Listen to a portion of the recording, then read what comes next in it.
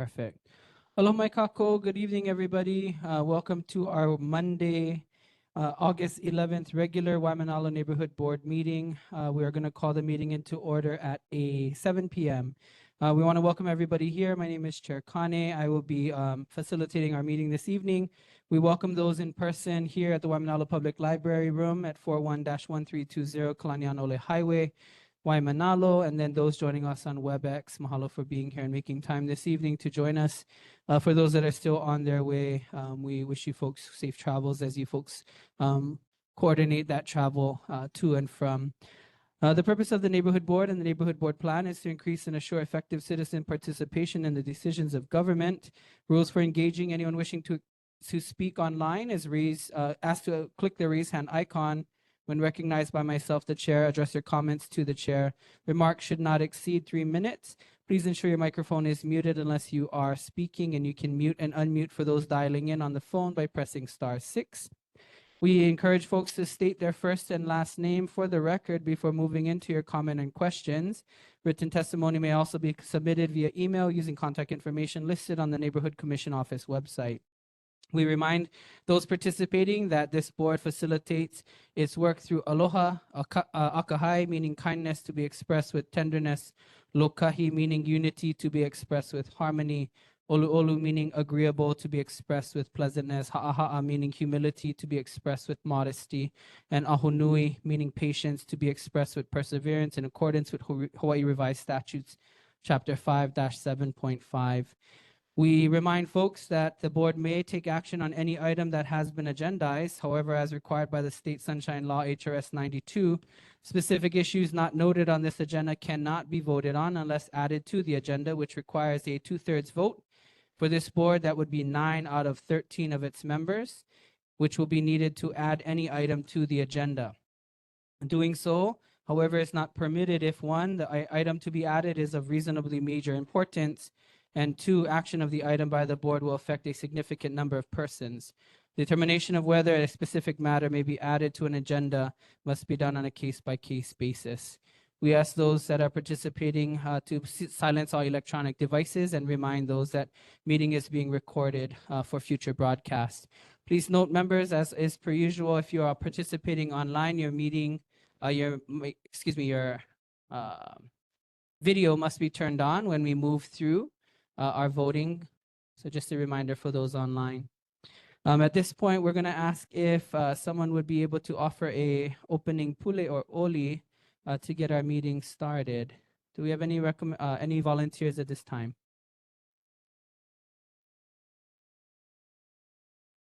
Mahalo, Kanela. Thank you. All right, pule kako. Our Father who art in heaven, hallowed be thy name. Thy kingdom come, thy will be done, on earth as it is in heaven. Give us this day our daily bread, and forgive us for our trespasses, as we forgive those who trespass against us. Lead us not into temptation, but deliver us from evil. For thy is the kingdom, the power, the glory, forever and ever. In Jesus' name, amen. Amen. Mahalo nui. We're going to ask Brandon to get us started with roll call. Members, when your name is called, please go ahead and unmute and make yourself present and recognized. Thank you so much. Okay, I'll begin with the roll call, starting with board member Kanela Kamahaloha Nuilai. Here. Here. Thank you. Board member Kuike Okalani Kamakea Ohelo. Here. Here. Board member Kimeona Kane. Here. Board member Lily Makaila. Ew. Here, thank you. Board member Jenna McKeague.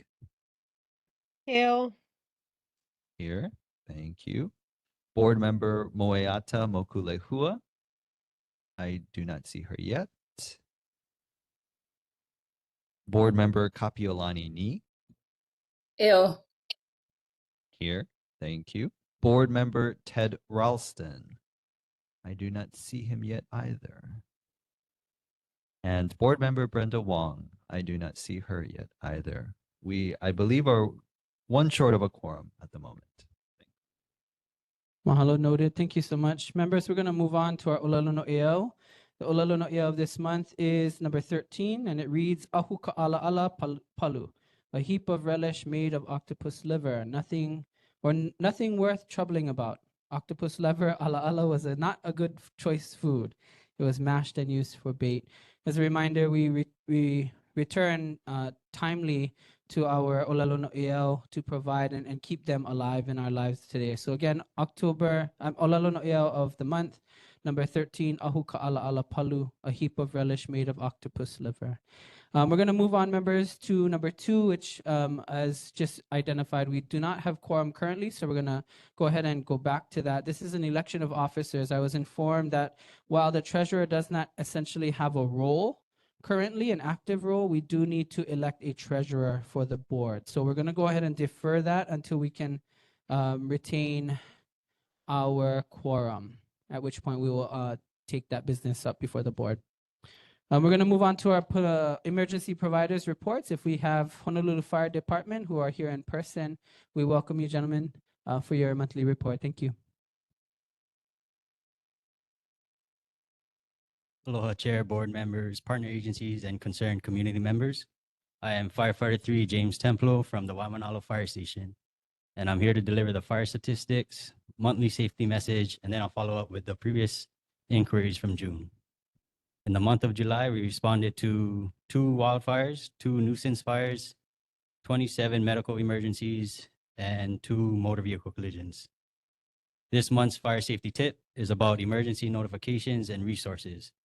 Understanding how you'll be alerted during urgent emergencies and knowing where to find accurate official information is a key part of being prepared.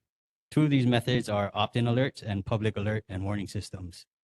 Opt-in alerts notify individuals who have signed up to receive alerts via text, email, or app push notifications based on user preferences. Alerts are not sent based on location, and they include HNL Alert and official government social media. You can sign up at hnlalert.gov to receive notifications. Alerts may be shared by official city, state, and trusted partner accounts. Public alert and warning systems deliver urgent life-saving information during immediate threats to public safety. In Hawaii, this includes Emergency Alert System, or EAS, wireless emergency alerts, WEA, and outdoor warning sirens depending on the emergency. 1 or more of these systems may be activated. You can go out and learn more at honolulu.gov/dem/stay-informed. Regarding the information previously requested in June, there were 3 inquiries in June's meeting. First question was, what was the ocean rescue incident that HFD responded to in the month of May?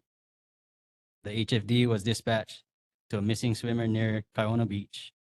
First unit on scene made visual contact with the swimmer from shore. HFD personnel deployed on a rescue board made contact with the swimmer and confirmed that the swimmer was not in need of any assistance. All other resources were canceled and the swimmer was escorted back to shore. Second question, what happened to the jet ski that was housed at the Waimānalo Fire Station? The rescue watercraft was transferred to another city department. And the last question was, how does the speed bumps and the safety islands or medians affect HFD's response time and getting out during disasters? The HFD and the State of Hawaii's Department of Transportation, HDOT, are committed to providing for a safer community. We continue to support each other to enhance roadway safety while ensuring efficient emergency response. Our intention is to reach an operational balance between speeding prevention and the potential impact to the HFD's emergency response times. The HFD and HDOT are working together to evaluate critical data and identify opportunities for improvement to ensure a proactive approach in addressing safety concerns. Together, we remain dedicated to creating a safer environment for all residents and visitors, and will continue to prioritize the well-being of our community through ongoing collaboration and efforts. Any questions? Thank you so much, sir. Members online, questions for HFD? Hearing none. Members in person? Hearing none. Any public online? Questions for HFD? Seeing none. And members present here? Hearing none. Thank you very much, gentlemen, for your service. We appreciate the updates. Thank you, Chair. Mahalo. Members, for the note on time, we have member Ted Ralston at 7:07 p.m. as well as member Moyata Mokulehua at 7:07 p.m., which brings our total number of members up to 9. I lied, 8. 8 total members, which takes quorum. So we are good on quorum. We're going to continue on with the rest of emergency providers reports and then revisit our item number 2. If we can have HPD up on queue and ready for your report, we look forward to your report, Mr. Atkins. Thank you so much for being here, Officer Atkins. Oh, No. Sorry. Aloha. This is Lieutenant Villaflor, Honolulu Police Department. I'm Thank one you. of 3 lieutenants that run District 4 on the night ops. I just want to introduce myself to you guys, and I'll defer to Officer Atkins. Lieutenant, thanks for being here. We appreciate your time. All right, Josh, all yours. Good evening. I'm Officer Jared Atkins with the District 4 Community Policing Team. The stats for Waimānalo for July 2025 are there were 0 motor vehicle thefts versus 0 the previous month. There were 0 burglaries versus 0 the previous month. There were 5 thefts in July versus 5 the previous month. There were 5 UEMVs or car break-ins in July versus 4 the previous month. And there were 0 robberies in July versus 0 the previous month. So crime is pretty low except for car break-ins. We can take any questions or comments the community may have. Thank you very much, Officer Atkins. Members online, questions for HPD? Seeing none. Members in person? Kuike? Mahalo. This is Kuike, Vice Chair. I just got a question, and maybe you're not equipped to answer it tonight, but is it possible to return next month with a report on how HPD did and what exactly HPD did as far as protocols in response to the tsunami warning that occurred recently? I'm interested to learn more about your folks' protocols and procedures when it comes to shutting the roads down. It's, in emergency response, I think it's critical that we at the neighborhood board at least understand the flow and traffic of the residents in our community. And not only that, those coming through our community, because what we don't want to see is our roadways and access ways get clogged by people trying to rush through our community to get home, especially when, if the threat's imminent, we got to make sure that we do as much as we can to get the kupuna and keiki and all the ohana in the danger zones to a safe place. So yeah, if you guys can come back next month with a report, I would very much appreciate that.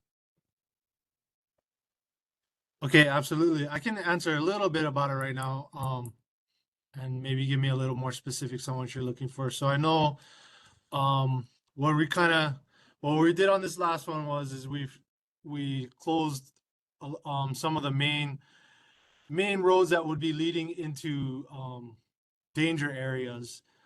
We did leave outflow traffic open, so anyone that was in those areas could, obviously exit. But we did close some where we wouldn't let people into those areas. Can we do a better job of letting people know what roads that are? Absolutely. That was kind of one of our things that we saw we need to improve on for sure, is to inform the public a little better on what roads would be closed. So that's one thing we've been looking at and talking about.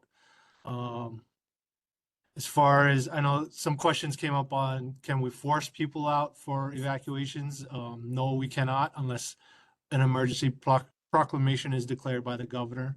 So all we did during this one was, warn people, hey, this is what's going on. Try to get as much people out of there as they can willingly. Obviously some people didn't want to go and we can't force them out. But yeah, we are aware that closing some of the roads, does stop some people from getting to their houses or getting to their loved ones. But it is an inconvenience and it does suck not to be with loved ones. But the main thing we want to put out during this is everyone just needs to stay at higher ground, and then you guys can link up later. Yeah, as long as everyone's at higher ground, everyone can meet up later. So that's kind of our are thinking of closing roads that lead into danger zones. Yeah, but we are aware it does create chaos and concerns to some people. But at the end of the day, we're trying to make sure that everyone lives. Yeah, and so we will close roads that lead into danger areas, but we will, of course, leave egress routes out of there open at all times. We're not going to stop anyone from leaving those areas. So I don't know if that kind of answers your question, or if you want a little more specific things, I can try and look that up.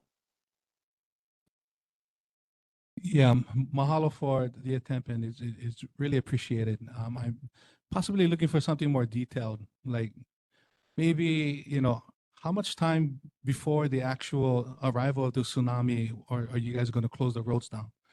That way, we as a community can do our very best to stay informed and prepared, so we can inform those who live in the inundation zone, and that way they can be better prepared.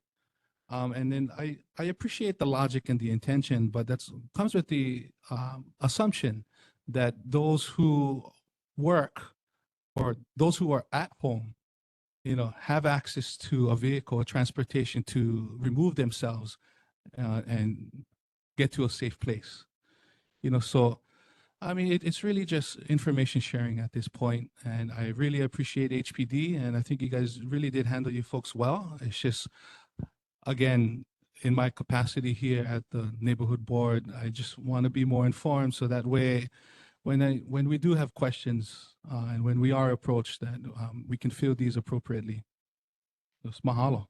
Sure, absolutely. Well, I'll look into it and try to get more detailed information at the next meeting. Thanks, Chad. Any other members in person? Canela? Yeah, quick, this is Ted. If I can speak for a moment. Go ahead, Ted. Your idea, your question is interesting. It kind of opens up the concept of the neighborhood board taking on the action of taking a look at what occurred in Waimānalo, and is there maybe different things that should occur, depending on the nature of the threat. And tsunami is one thing, but there could be other threats as well. Is that kind of what's in your mind, that we should get together and figure this out from a Waimānalo perspective? In a nutshell, yes, Ted. The neighborhood board is where the Waimānalo plan lives. And I want to make sure that, while I'm a part of the neighborhood board, that we also include emergency and safety as part of the plan. And, these things evolve over time as we experience, climate change, et cetera, et cetera. These are all things that we can prepare for. And I believe we have the time. So I don't necessarily believe we should be the end all to what emergency preparedness looks like for Waimānalo. However, given that this is the first engagement or line for community to reach government, I think it's at minimal, it's an appropriate place to begin asking these questions. Oh, that's excellent. I was just thinking that the same thing. And in fact, we should take a look at HML Alert and see if it works for us at all. That thing is, no offense to anybody, that thing's pretty abysmal. And so getting that fixed, it so happens that Tuesday and Wednesday is the first time that the emergency management professionals of Hawaii are meeting with their West Coast brethren in Manoa the next 2 days. So I'll be hanging around that, and I'll be glad to find somebody who can listen to this perception quick, and let's get a conversation going. Thank you, Ted. Back to Canela. I think I just wanted to add, if HPD could also add in like transportation, like if you guys are shutting down the roads, how are we gonna get families from the homestead on Alakoa all the way to the 7-Eleven that you blocked? Because as my Koike shared, like there was family members coming from work, getting stuck at 7-Eleven, and then pregnant family members having to walk all the way through.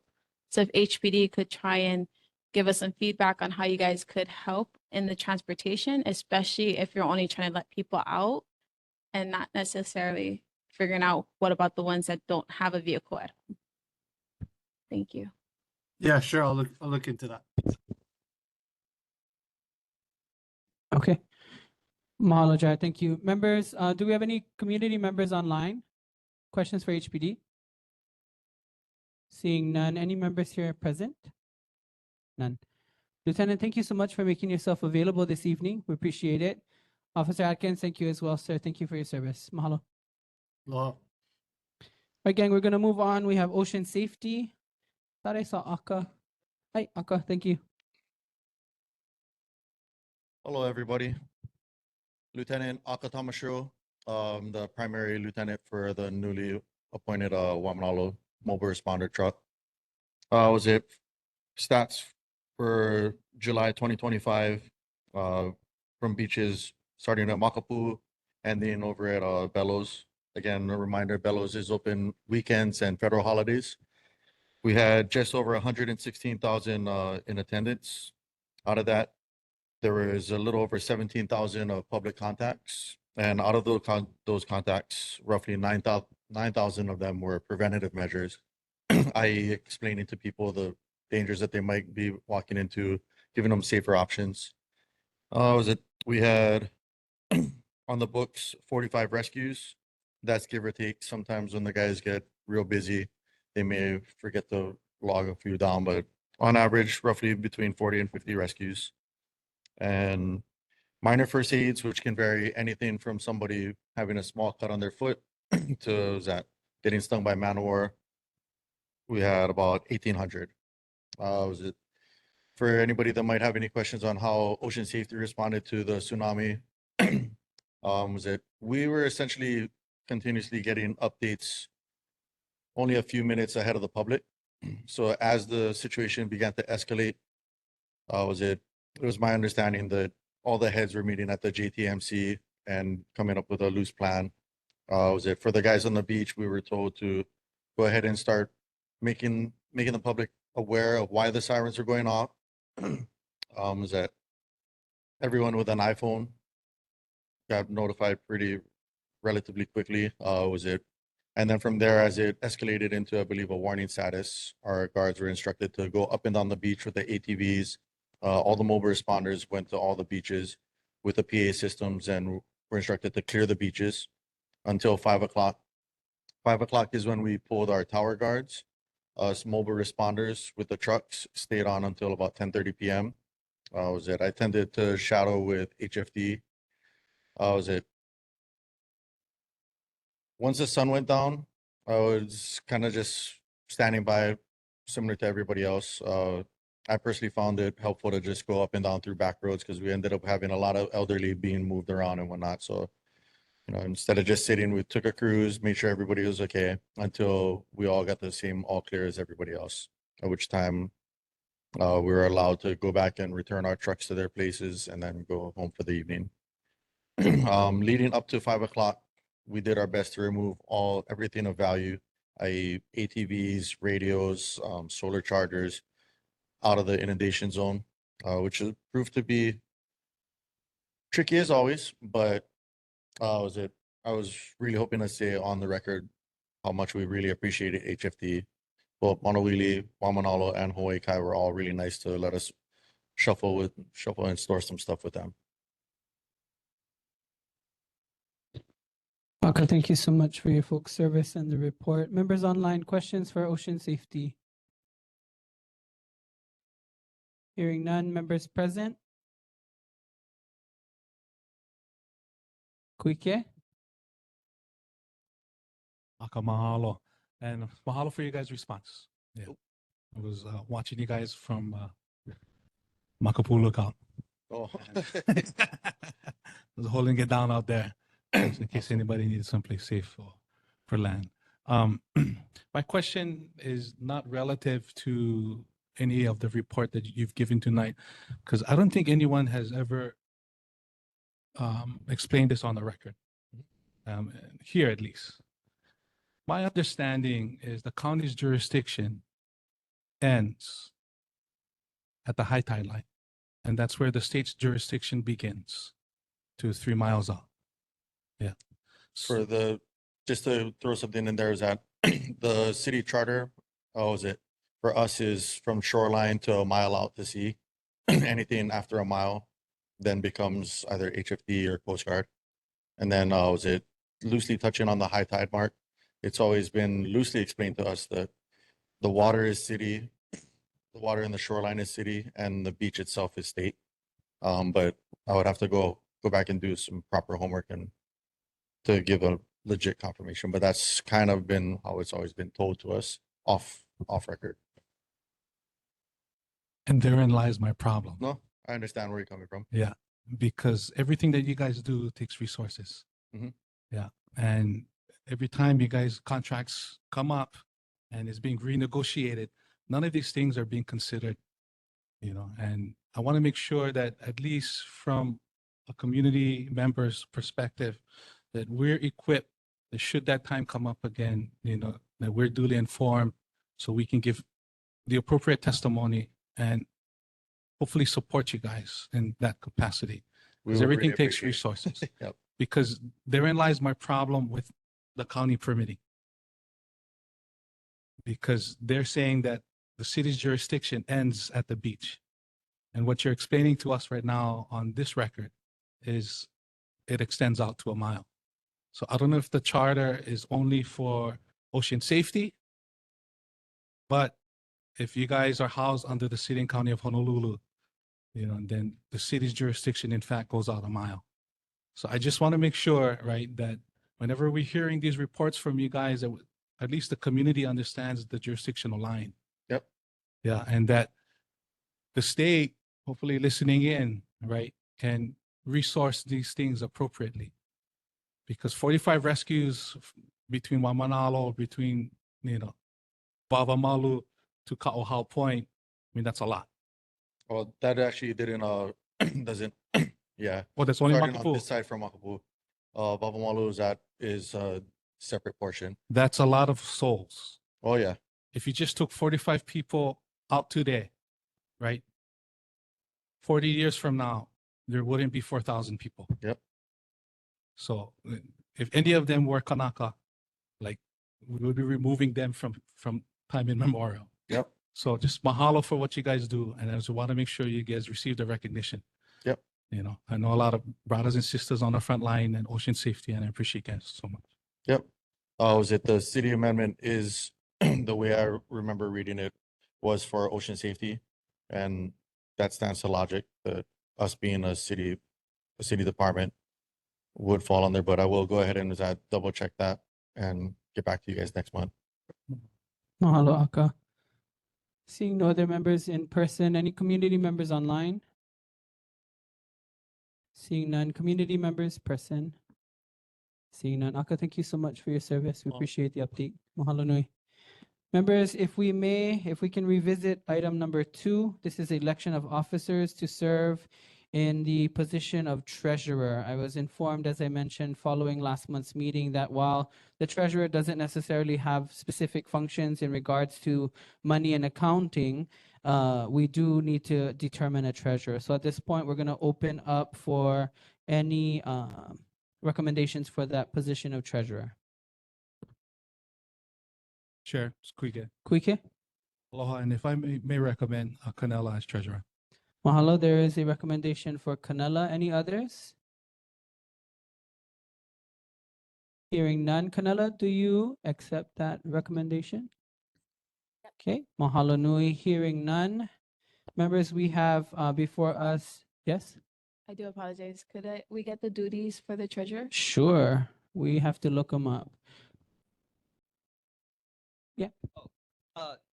Essentially, the treasurer just serves as like another person in line in case we need an acting chair, someone to run the meeting. Yeah. Thank Oh. you. And then we could use the second if possible.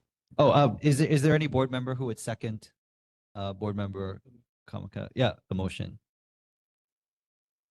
This is Moyata. I second. Mahalo, Mayatsa. And thank you for asking the question. Once upon a time, the treasurer actually read and did a lot of conversation around what our budget was. More recently, however, as Brandon spoke to, in the event that the chair and the vice chair and the secretary are not present, the treasurer does then have the responsibility to fulfill the chair position. And more importantly, all members of the board, including its elected officers, all have a responsibility to quorum and decorum, I should say, right? How we handle the meeting, etc. So it is more along those lines than anything else. Thank you, Chair. Thank you, Brandon, for the explanation. I accept the position. Mahalo. So it's been moved and seconded, members. When you folks are called, we are voting by last name, or do you want to just do all in favor? Okay, we recognize that there are 8 members present. Members, when you're actually all in favor, say aye. Aye. Aye. Aye. Aye. Any members in the nay position? Hearing none. Any members abstain? Hearing none. Mahalo nui to the board. Mahalo nui, Canela, for stepping into that role. We appreciate your service. All right, members, we're going to get back on track if we might. We're moving over to item number 4, public agency reports. We're going to start off with BWS. Danielle, thank you for being here, Danny. Hi, good evening. So there were no main breaks to report for the month of July. And the for this month, there we go. And the announcement for this month, Board of Water offers a water wisdom program. This program is designed to support condominiums and townhome residents, owners, and property managers in reducing water usage and water waste. This can help lower operating costs while safeguarding our drinking water for today and for tomorrow's generations to come. The program includes on-site or online presentations offering practical tips to reduce water usage. They'll do a water audit for communal areas and personal audits for kupuna. And conservation materials are included. All of this is free.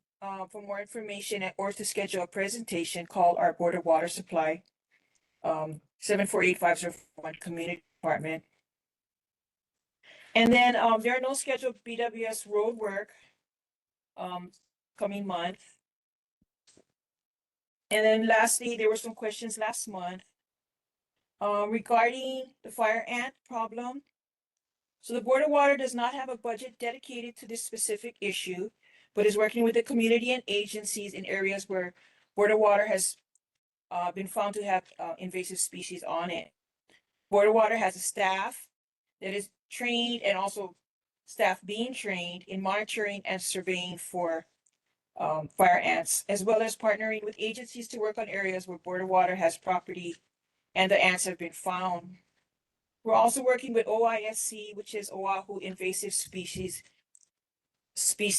Committee, to provide access to water for the for the citric spray that they use for koki frogs. Any additional questions, please call Kathleen Pahinui. She is our community director. Her number is 808-748-5319. And then let's see. Another, there was no new updates on the Ko'olaupoku watershed management plan at this time. Any new information that should arise, we will inform the board. Any questions? Danny, thank you so much for the update. Members you. online, we have Lily. Hi, mahalo for the update. Hi. I just had a question about the Ko'olaupoku.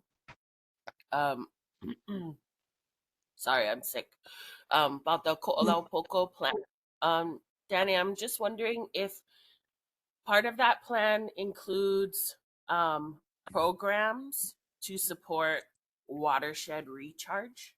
So I'm wondering Okay. if there are any active programs in Waimānalo, Ahupua'a, that are being supported by BWS for watershed recharge. Mahalo for that. Okay, I'll find out. Thank you, Lily. Thank you, Lily, for the question. Mahalo, Danny. Any other members online? Seeing none. Any members present? Kuike? Hello, Danny. It's Kuike. Hi. Mahalo for your response and report on the questions from last month. Understanding that, maybe a few locations or a location, BWS may have fire ants present. You guys plan to treat them in the future, the property? Well, as I understand it, they were being, I don't know what the words are. Sprayed and tried to do a removal there. Mahalo, is it possible to get a report on Of course, when the the exact. treatment occurred, who applied it and what cadence of application to ensure that, it's treated properly. So, with the intent to eradicate and eliminate. Is that possible, Danny? Of course, Awesome. I will Mahalo. get on that tomorrow. Mahalo, Vice Chair. Any members, community members online? Seeing none, community members present. Seeing, Canela? Hi, Danny. Good evening. Could we Danny. also add if we could put what type of materials are being used during the spray so that we can just have like a report and a collection of what's being sprayed, where the chemical comes from, and like that type of information? I think it used to be called like a MMDS or MDS. MSDS. I might Yeah, have said that right. wrong. Thank you, Danny. Sure. Mahalo nui. Danny, I think that's a good list of follow-ups from us Yeah. for this month. I think, we definitely want to continue the conversations around how do we maintain the integrity of the water stations, as well as also the integrity of the entirety of the watershed. And I think that's where some of these conversations are going to really start to pick up in interest for us. So I hope that there are some conversations. If there are any Board of Water Supply board meetings where community participation can be had, we would definitely love the information to be shared, and we may be able to be present to advocate for this community if that might be a thing. Okay, I'll check. For sure. Perfect. I appreciate the report. Mahalo nui, Danny. Have a great week. Thank you. You too. Members, we're going to move on to Mayor Rick Blangiardi's representative, Director Laura Thielen. I do want to note that I did put on the agenda that there would be a Waimānalo Beach Comfort Station design update. I was out of state when Director and I were trying to communicate about that. So if there is not, we will add that presentation for clarity into our next agenda. Director, the time is yours. Okay, thank you very much. Can you hear me all right? We can, yes. Okay. So first, some general announcements. The city has acquired the land next to the main police station in downtown to support some annex for the police department operations there. The city has acquired some property on Alawai Boulevard for building new affordable housing complex. So they are beginning the demolition of the structure that's there, and we'll go ahead and build some affordable housing on Alawai. And then for those of you who are in the golfing community, the Department of Enterprise Services has an energy savings contract, and so they're going to be putting a new solar canopy at the Alawai Golf Course, which will keep the cars parked there cooler and then also power the clubhouse for the golf course operations. Moving on for the tsunami prep and the Department of Parks and Recreation, there's Parks and Recreation has two roles when it comes to disaster response. One is the heavy equipment operators in urban forestry and maintenance support services are part of the post-disaster response teams. So they were moving heavy equipment and supplies, anything that was in the inundation zone, along with regular groundskeepers and the like, to get things out of the park areas. And then being on call for post-disaster response. And then recreation staff serve as shelter staff. So either for the shelters that are in the parks, or for the ones for the areas where the parks are all in the inundation area for tsunami, we work with the DOE and then would be staffing those areas. Because we weren't sure what was going to happen, I guess what was done this time is having locations be assembly areas where we were keeping the bathrooms open for the public, but not necessarily opening the shelter and waiting to see if that was going to be necessary. I understand there's been some debriefing in the city, and I think there needs to be better communication about what an assembly area is and what can be provided. And then the other challenge was because the shelter workers were also caught up in the traffic. In some cases, the assembly areas, bathrooms were not opened up timely because the shelter workers couldn't get there. On the bright side, we have, with a talk about invasive species, the Botanical Gardens has made an agreement with the Oahu Invasive Species Council, or OISC, and we're working on providing them a license to be building a facility at Ho'omaluhia. And in the meantime, they are increasing the education and outreach efforts that they're doing along the windward side through that partnership with Ho'omaluhia and providing more community education.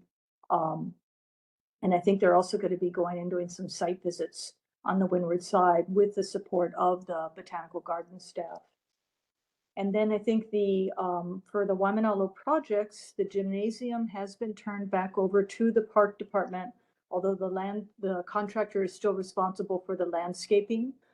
Usually landscaping, it takes 3 months for the new grass to take root, but we wanted to open up the gymnasium to the public. So the Parks Department took back the gymnasium, and then the contractors remaining responsible for the landscaping.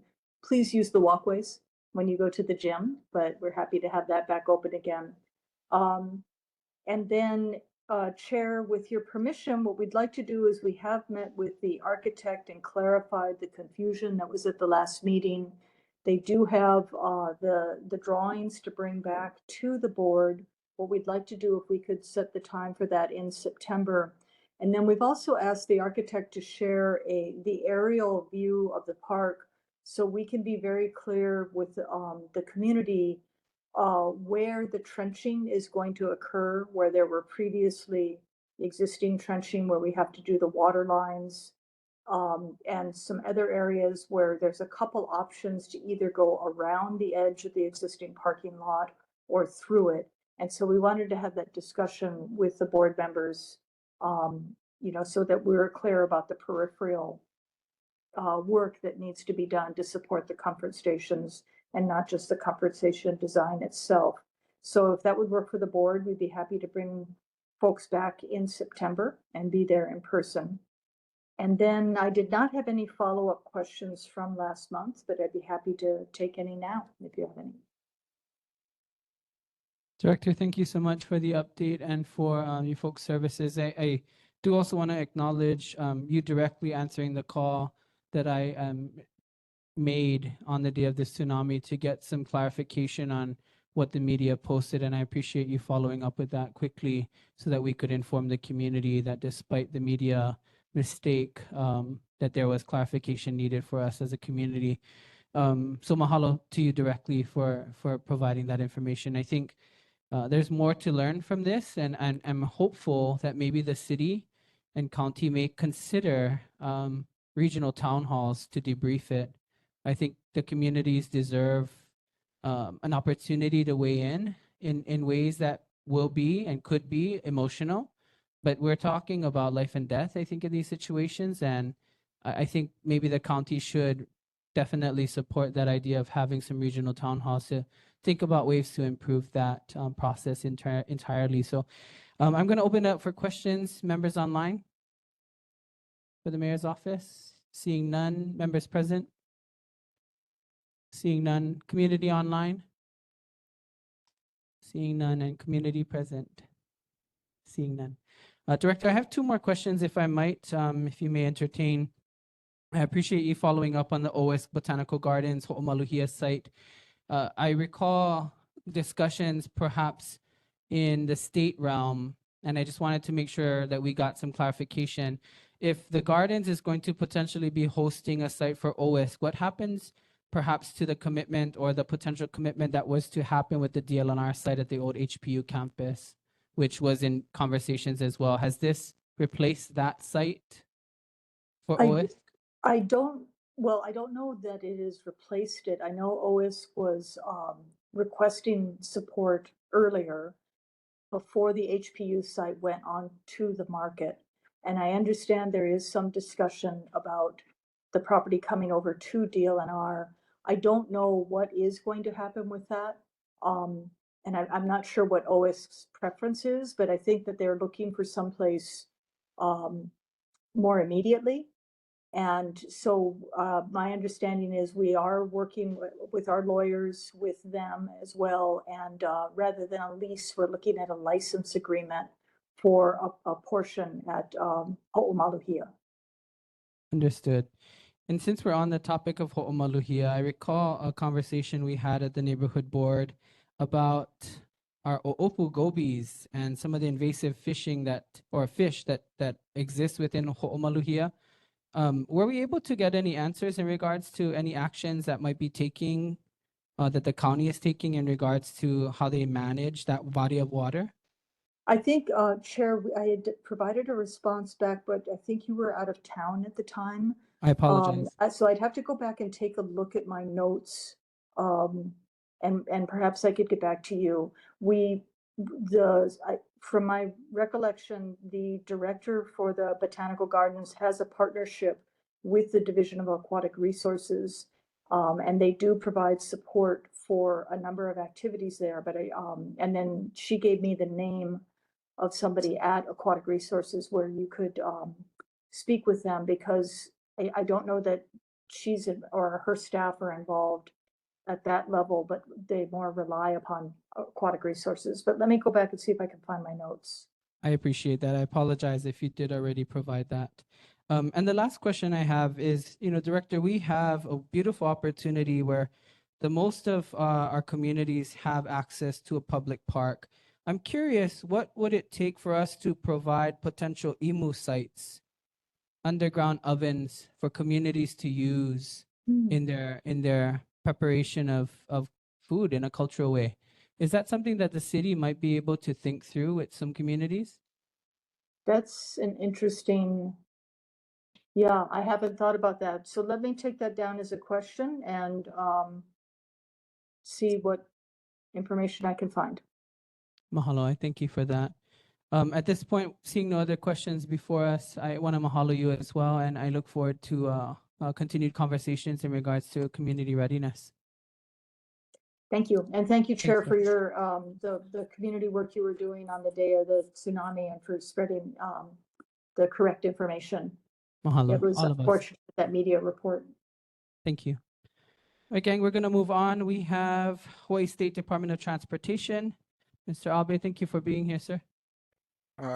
Good evening, Chair Kane and members of the Waimānalo Neighborhood Board, Casey Eller from the State DOT Highways. I apologize, but my camera is not working. During my field investigation last week and this morning, I noticed a pothole near the entrance of the Olomana Golf Course going towards Kailua. Overgrowth vegetation in the meeting area between Kumuhao and Flamingo Street, and an uneven sidewalk near the 3-mile milepost marker. I'll work with our maintenance crew on patching the pothole, cutting back the overgrowth, and grinding down the uneven sidewalk to prevent pedestrians from tripping and filing a tort claim against the Highways Division. At the board's January meeting, the board voted to request the Highways Division to install speed tables at the crosswalk fronting McDonald's and near St. Matthew's Church on Colonial Highway. Our traffic branch informed me that they are receiving a lot of requests for speed tables and raised crosswalks, so they worked with our public affairs office and created a website where the public can fill out a form to request for a speed table or a raised crosswalk. The link to the website is shown on this slide, but I'll also drop it in the chat box. When you click on the link, it will take you to a safety map website.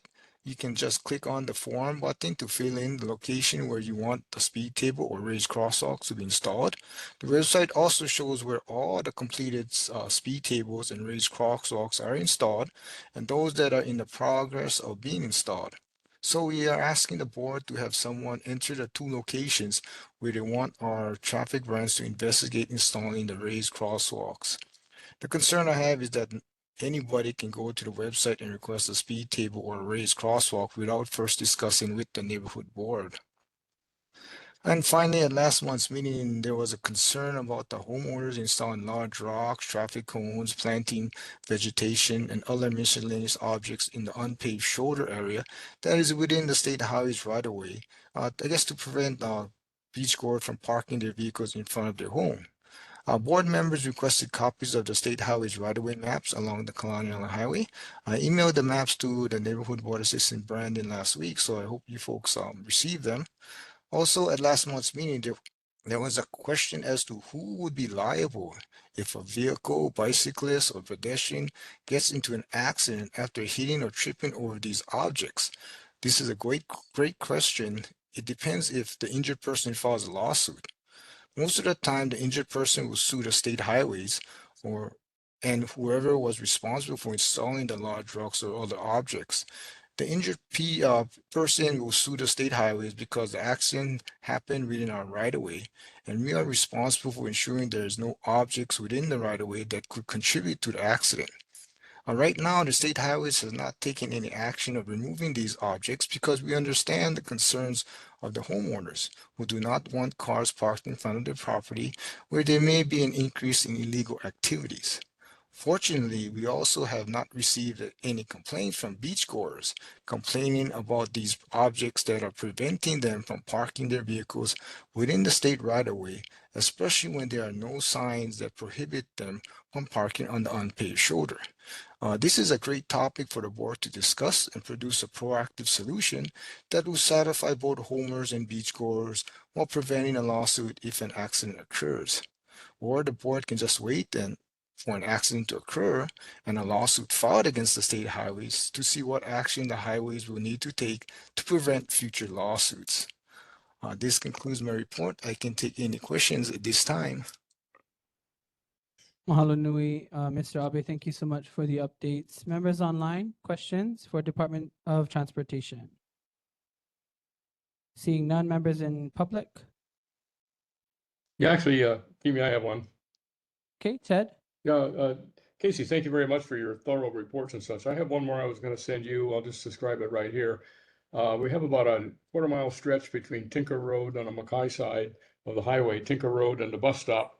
And that area hasn't quite been finished from the resurfacing phase 2.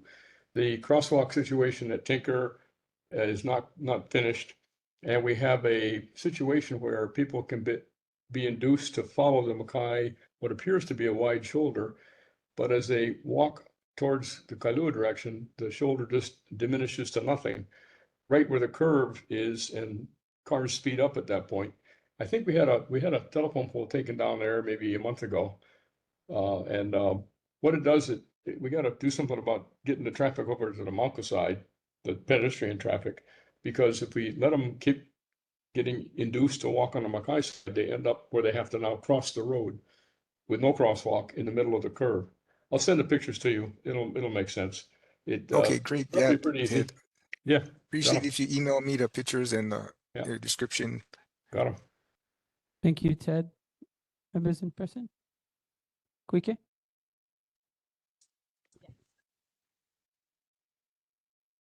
Hi, thank you. I'm not too sure if this is a question, but I will also send over the pictures. But it was more for, it's not in the Waimānalo area, but it is for the Waimānalo community. We are asking, since you guys did that one divider right by Manawili Elementary and Pohakupu'u, we're trying to see if the Department of Transportation could take a look about that right turn to go into like the Pohakupu'u neighborhood where Kailua High School is, since now you guys did that divider. But Casey, I will send over some pictures for you because Sure. I guess it's not able to turn right between 6:30 and 8. But a lot of our Waimānalo kids that is in high school, they need to sit in the castle traffic, which will cause them to possibly be late because that sign is not allowing them to take that turn. So I guess the question is if you guys can try and investigate if we can remove those signs to allow the students of Kailua High School to make that right turn as well as parents. Okay, yeah, if you email me the pictures and your request, yeah, that'll be Perfect. great. Thank you so much. Mahalo kanala kuike.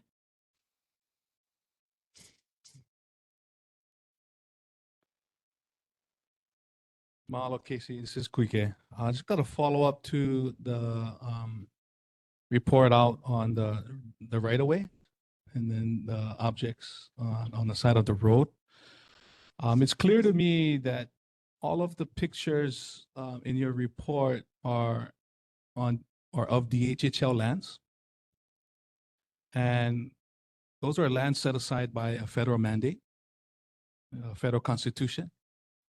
So I'd be interested to know, right, where the state right of ways and what laws allow you folks, to make a determination on where the line is, on federal lands, and what the exchange rate is, what the exchange is. If you guys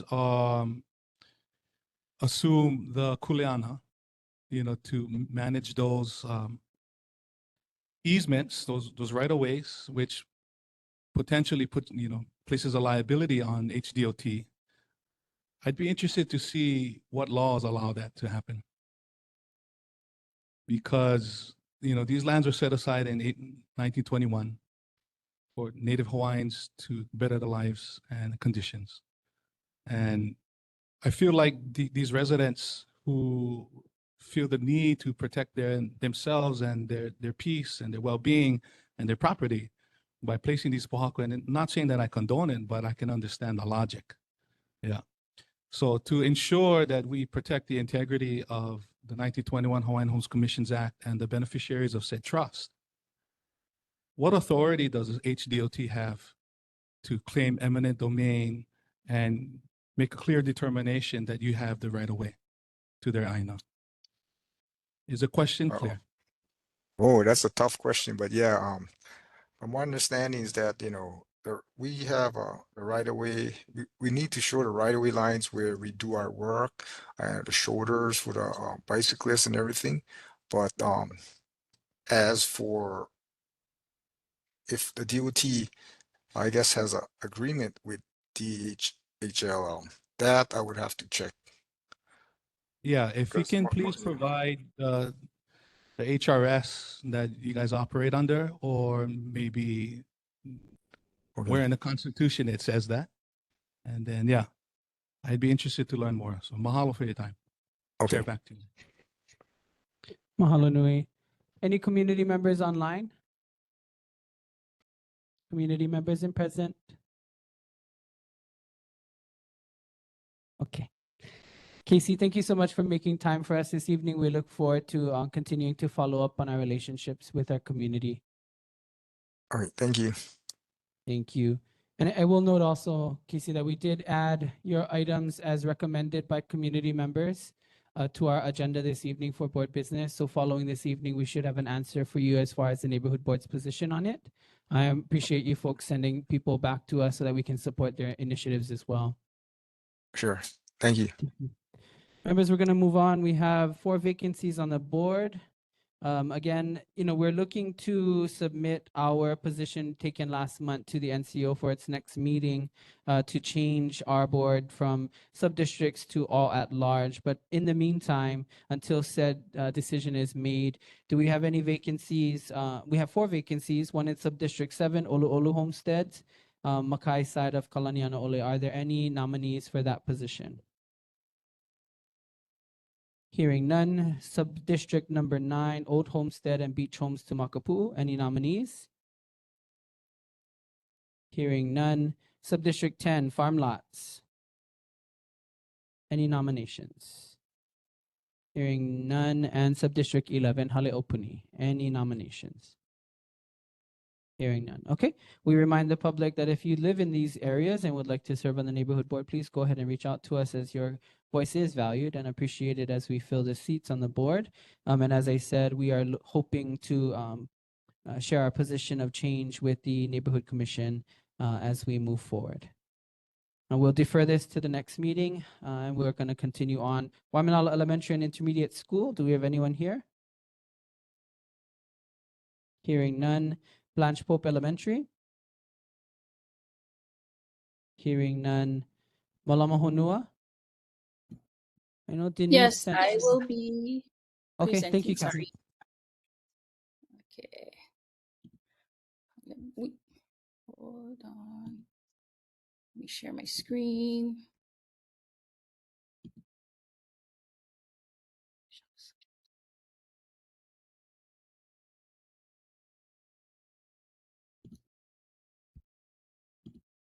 Sorry. I got a new computer, so I don't know how to share my screen. But is it okay if I just share without the slide deck? It's a really quick. You have the floor. Okay, mahalo. So this year we started off with we opened our school year with to set the tone with our Olelo no Iau, Ua Mau Ke'eo o Ka'aina I Kapono, to set the tone for the school year. We also, before the official day, starting day of school, we had our newest haumana. They had a week-long kinder camp to where they were introduced to our routines and protocols, and really introducing themselves to each other and to their kumu. And then we had sorry, I don't know what else she had on there. And then kumu also, we had our first day back as kumu on July 28th. It was a really great day to start the school year with each other. We started at sunrise at Kaiona. It was a really great way to ground each other, ground ourselves in Aina and also in Aloha. And then also we had our first piko with our kulawaina and our younger keiki. So that's pretty much all that I have. Sorry about the slide deck. Mahalo, Pio. Board members online. By the way, this is Vice Chair Kuike. Board members online. You guys have any questions for Malamahonua? Hearing and seeing none. In person. Mahalo. Community members online.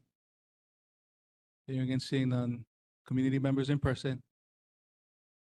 Mahalo, Pio, for your presentation, and ho'omai to starting off the new year with a bang. My Hina girls in a papala kai, so Yes. all I ask is you guys put her to work. She will this week. Awesome. Mahalo nui. Okay, moving on with our agenda this evening. Next up, do we have Hui Malamo Kikai?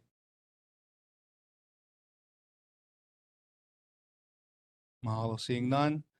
Do we have Windward Community College? Ole? Okay, mahalo, moving on. University of Hawaii College of Tropical Agriculture and Human Resources, CTAR. Ole. Next up, Hawaii Job Corps. Aloha, Julie Dugan representing Hawaii Job Corps. Aloha, Auntie, you have the floor. Thank you. Hey, I just wanted to give a program status update, and I'm happy to report at the end of July, the Senate Appropriations Committee basically voted 26-3 to continue Job Corps at the level fundings. And they also put in new language to constrain the ability of the Department of Labor to close the Job Corps centers. So we're moving in the right direction. They also said that they are asking Department of Labor to continue with the background checks, because currently I have 45 young adults waiting to enter Hawaii Job Corps, but we still need the background check. So we're hoping that will happen in the next couple weeks. But we're not out of the woods yet. It's going to move to the Senate floor for full consideration. And we're hoping that the Senate will do that before the August recess. So we're optimistic that we're back in regular operations. And I would just like to say mahalo to all of our community supporters, all of our elected officials, all of our members of Congress, including, of course, the neighborhood board. Canella and Chair Kimioni did a great letter of support. Senator Schatz is key on the appropriations, so we're excited. So that means we're open for enrollment. We're doing tours every Thursday to attract young people. And this is the time because unfortunately, due to Department of Labor's pause is what they called it, we lost over 100 students. So if any young people are out there needing career training, this is the time. We have openings, not only for young people, but for staff. Because unfortunately we lost several staff. They had to move on due to the uncertainty of the program. So we currently have openings for residential advisors, academic instructors. We have a health and wellness manager, cook helper, security, drivers. And then if any of you have friends of Ohana on Maui, we have many openings there. I'd like to highlight one of an admissions counselor. So we're back in business. If you would you like to apply for any of those positions, you can go to mtctrains.com or you can email me directly. My email's on the Waimānalo Neighborhood Board agenda, or you can call me directly on my cell at 808-227-9686. And again, mahalo to all of the community. We hope to be around for many years. Mahalo. Awesome, man. Mahalo, Auntie Julie, for the great report. And we wish you the best. Hopefully the Senate can get around to this business before their recess this month. With that being said, do we have any board members online? Any comments or questions in person?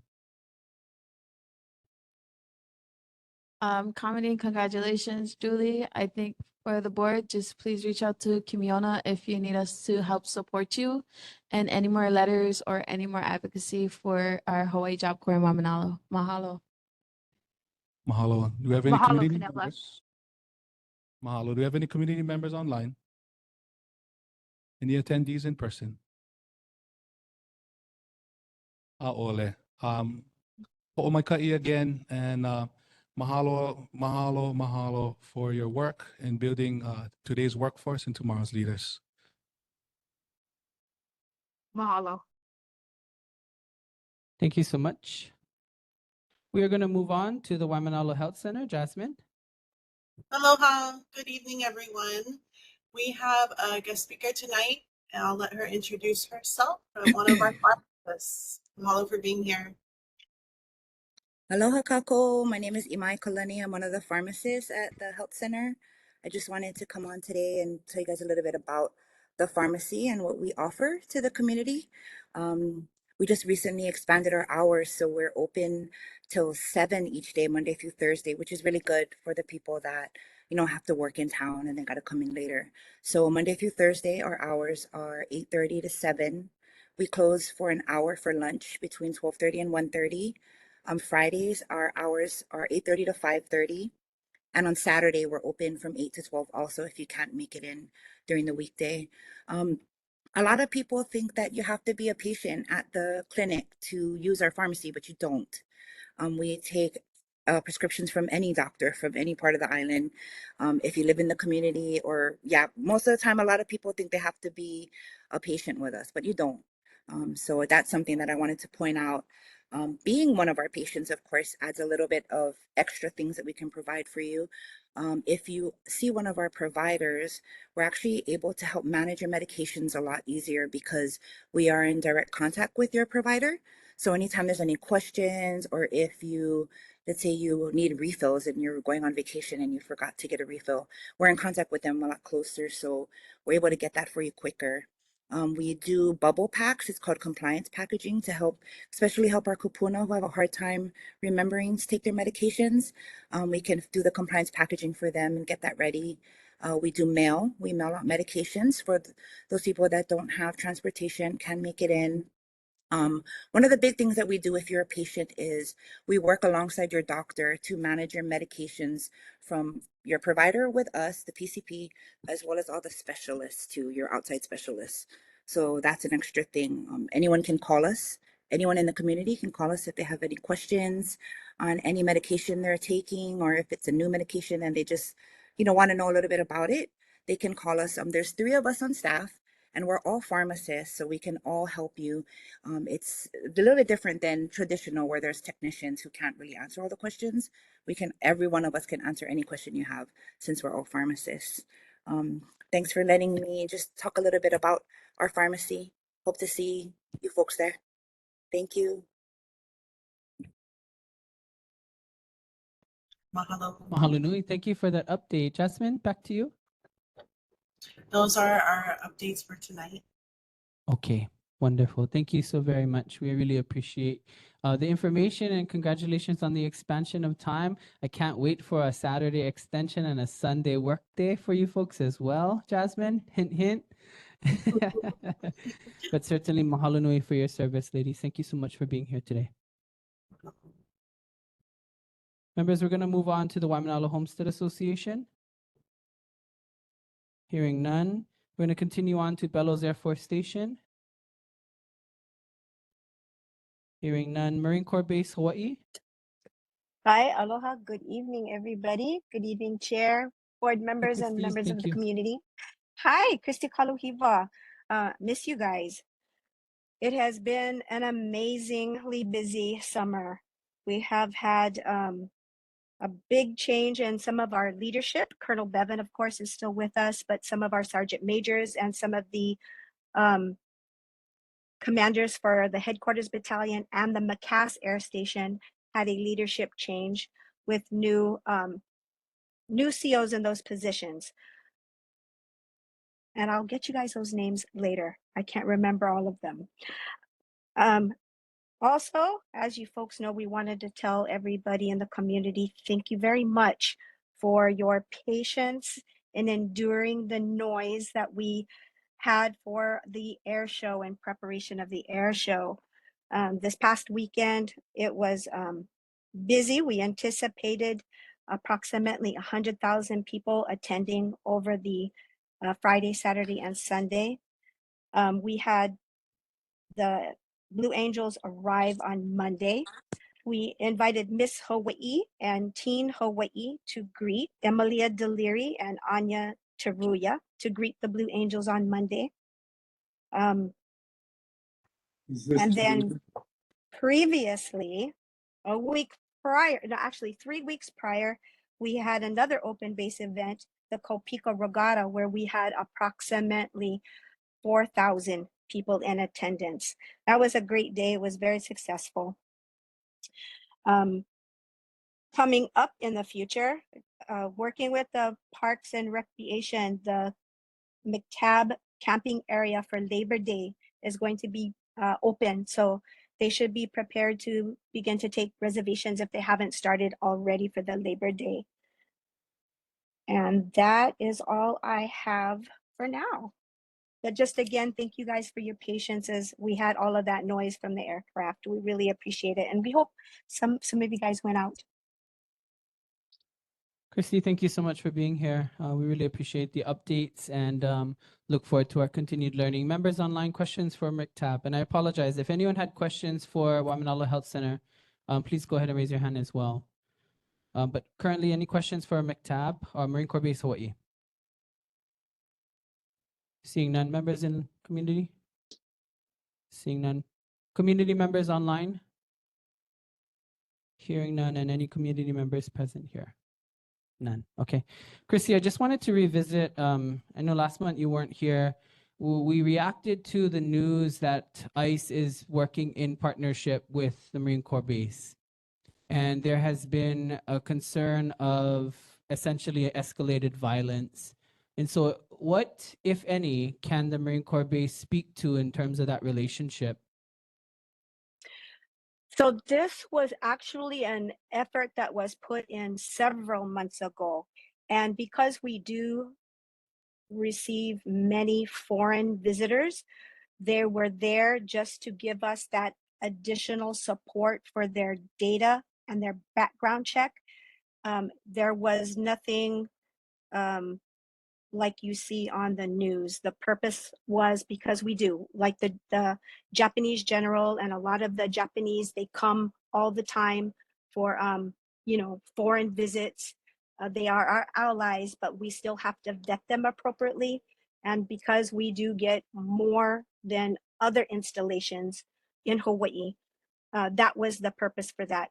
NCIS has a much deeper background database than the installation does itself.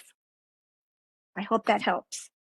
I apologize. Maybe I didn't ask the question correctly.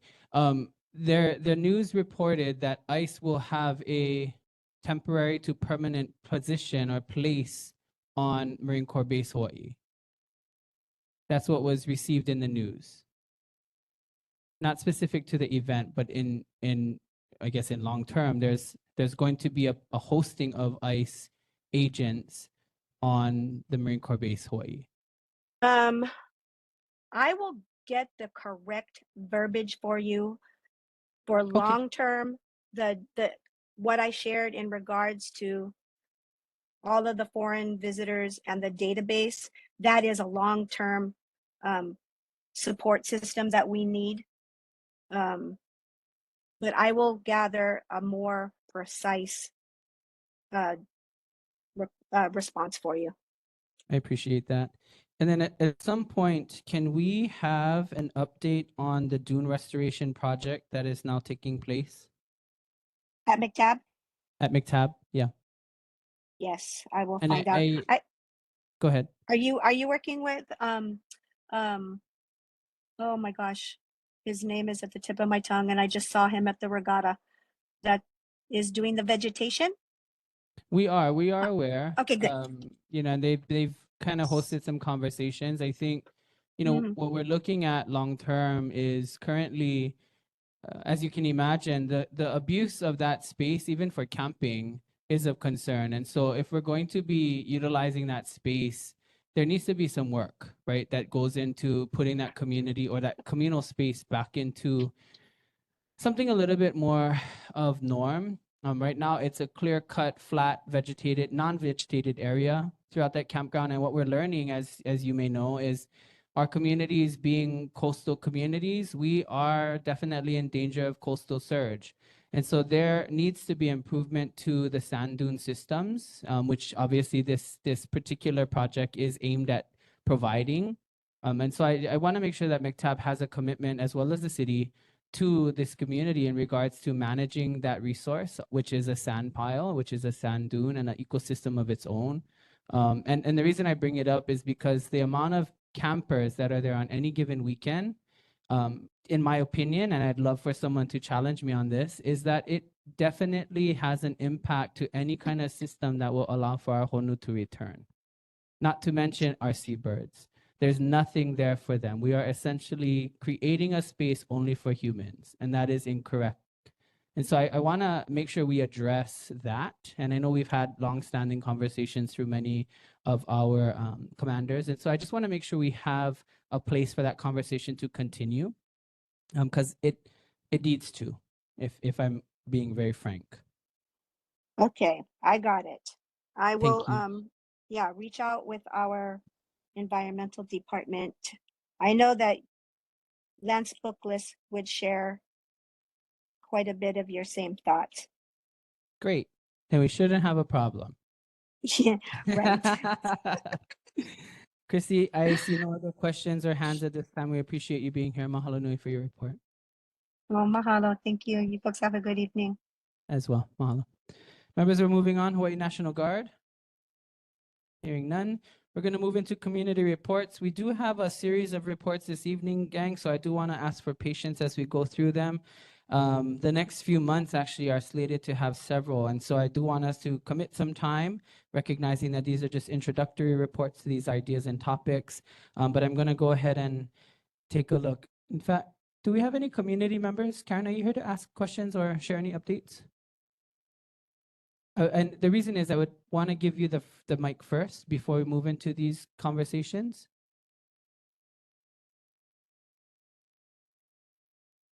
Marine Corps Base, Christy? Sure, Christy, we have a question for you if you're still online. And if not, no worry, we can ask it anyway. Okay, I'll ask it anyway. And I'm not actually sure if that was the right place to ask it, just you guys were bringing up about ICE. So on July 8th. Sorry, Karen, can you introduce yourself? Sorry, I'm Karen O'Mahony, a resident of Waimānalo. On July 8th, we had an unusual police officer, except for it didn't look like a police officer, come to Saddle City and park in the middle. It's private property, but they drove into the private property and parked in the middle of the neighborhood and walked all around and looked at things and didn't speak to anyone or tell anybody what they were doing. But in light of what was going on in the world, we were all concerned about it. I wasn't there, or I would have approached them, and the residents just called me and sent a picture of it. So I'll show you the picture after in case you have any idea of where they came from. It was just alarming. Thank you. Mahalo, thank you for that. And do you want to share anything for community concerns?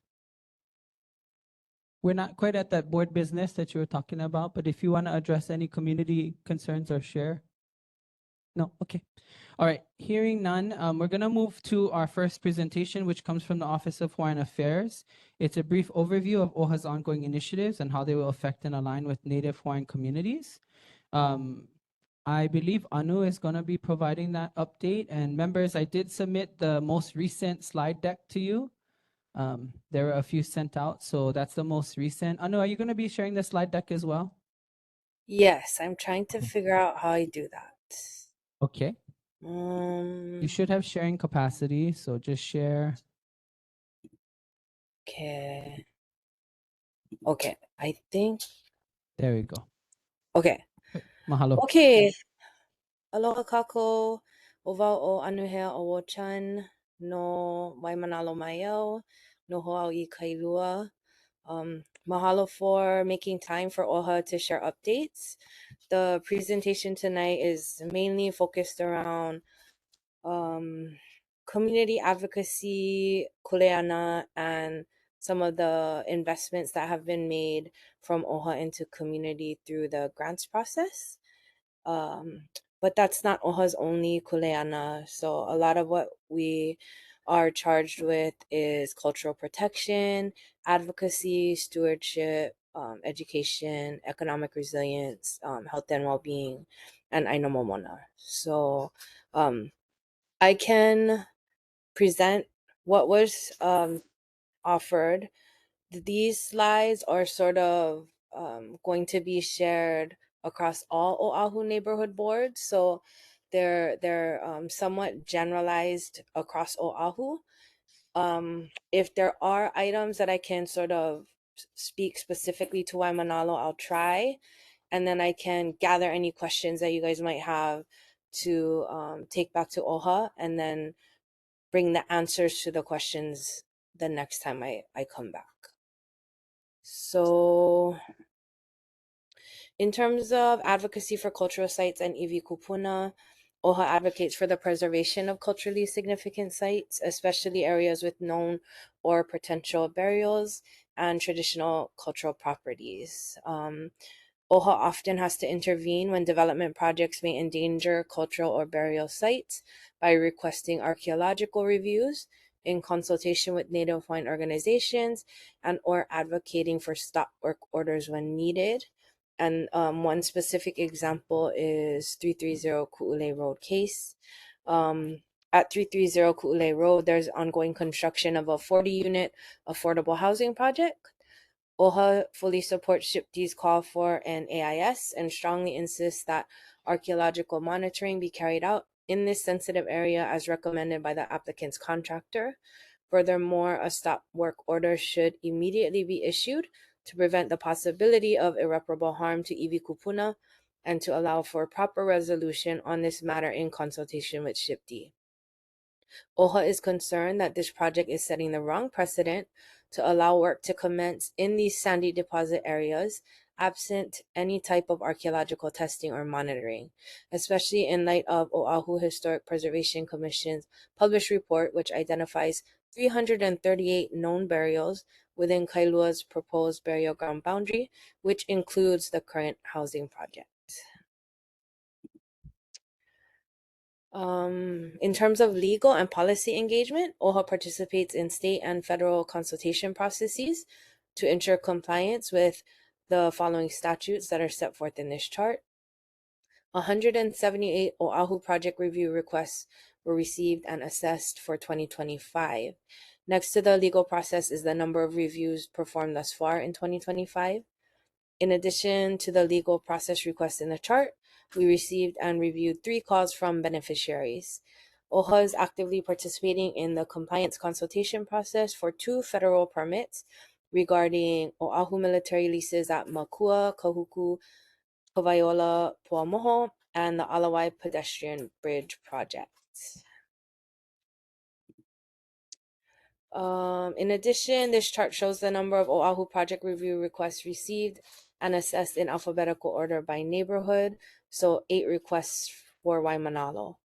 And OHA advocates for stronger laws and enforcement mechanisms to protect cultural resources.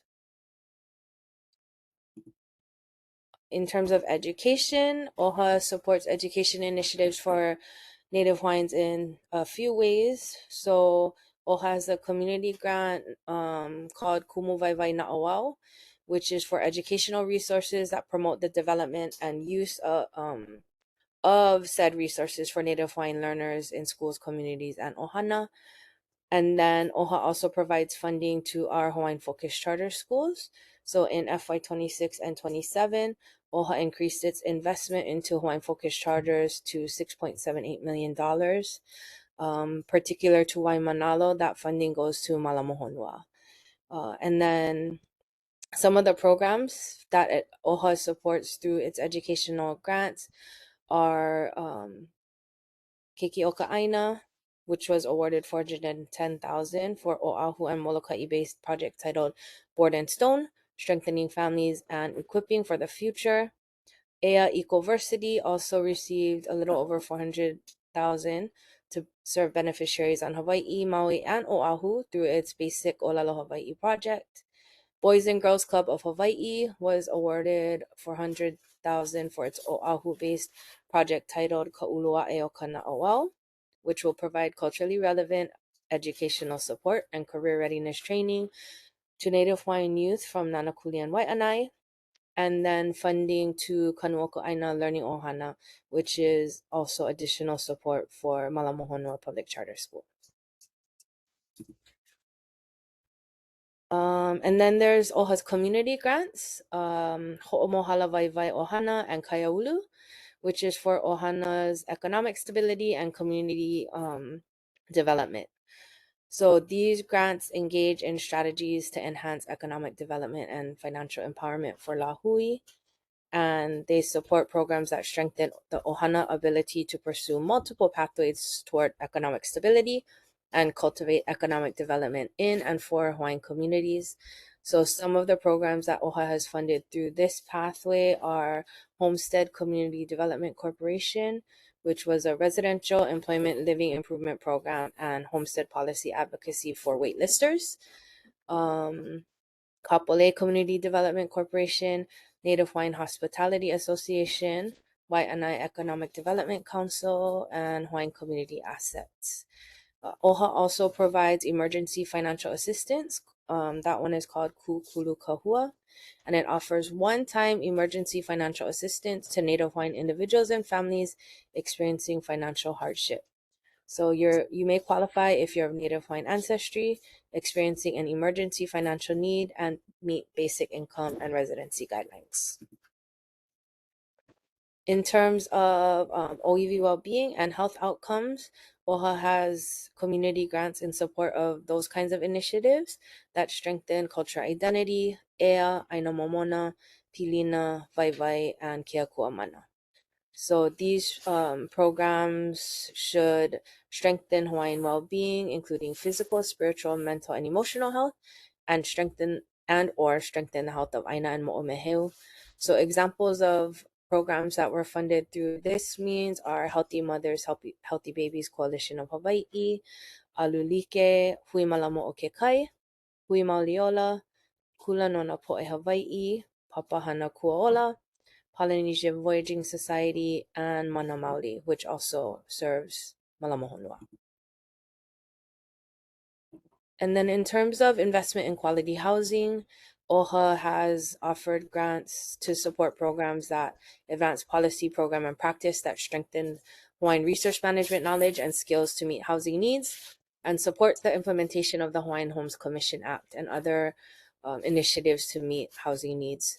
So programs that were funded through OHA are, like I mentioned above, Homestead Community Development Corps, Habitat for Humanity, the Tea Leaf Group, which was Homestead Neighborhood Watch Project in Hawaiian homes across the state, Housing Solutions Incorporated, Hawaiian Community Assets, Hui Mahi'ai Aina, which is in Waimānalo, and then Waimānalo Health Center.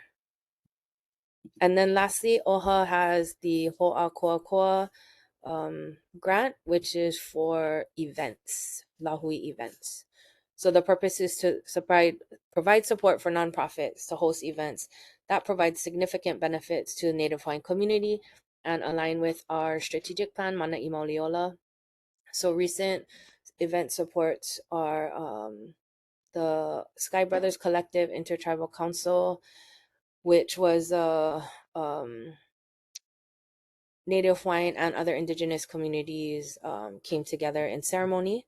Okras Navahine o Kekai, Hawaiian Island Land Trust, DBA Hawaii Land Trust, Malama Aina Kako in Kapolei, Mana Maoli's Pai Pai Pohaku Student Leadership Camp, Key Project Waihe'e Festival, Ho'oulu Ike Center for Hula and Mele's A'aika Hula Competition, Makaha Hawaiian Civic Club's Annual Scholarship Luau, and Nakamakai's Keiki Surf Contest.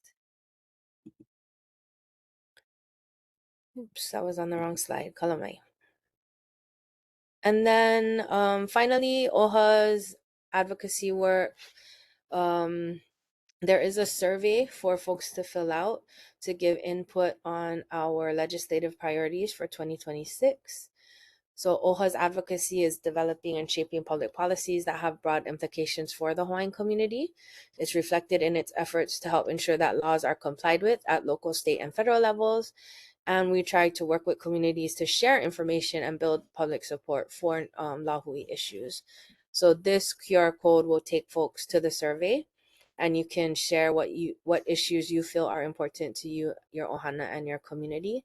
So that mana'o from our communities will be greatly appreciated as OHA crafts its legislative strategy.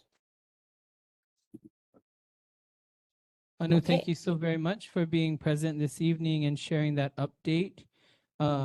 If there are any questions, who would be the best individual to reach out to? I can take all the questions and then I can route them to the correct people. Okay, I think if we may, maybe we'll just take your contact information at this time. Just because we have a heavy agenda, we're not going to go into question and answers for the presentation. But we Yep. certainly are able to, if we may, provide any recommendations to OHA at this time can be done through email. Sure. And you can send it to the email that is on the agenda, the Micah Okay. Yeah. And he will route that to all the appropriate people. Fantastic. Mahalo nui for being here. We appreciate OHA's presence in our community, and we certainly look forward to continual learning with you folks. Yep. Mahalo. Mahalo anu. Members, we're going to move on to the pesticides presentation. This is coming out of the Office of Representative Amy Peruso. With us here, we have Miss Ella, and I apologize, I forgot your name. Okay, Olivia, thank you so much. If you could introduce yourselves, what you need. Hi, I'm Ella. Are you logged on? If you log on, okay. Okay. So you want me to share it on your behalf? Okay, no problem. Okay, so while Ella gets situated, I'm gonna pull up her slideshow and we will have that. Perfect, okay. Let me get you situated. Um, mm, mm, mm.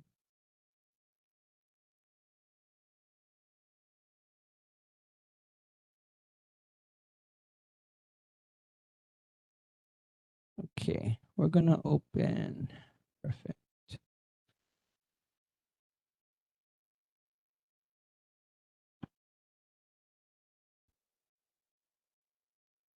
Yep. Members, again, this is in your email if you folks would like to follow along. Sorry, let me open this back up. So much. Sorry. No, not a problem. Except when we have a full agenda and we're running behind schedule, right? Go ahead and start. Or do you need the slides to start? Oh, no, I can start. Okay. Why don't you go ahead and start and then I can pull it up as it loads if you don't mind.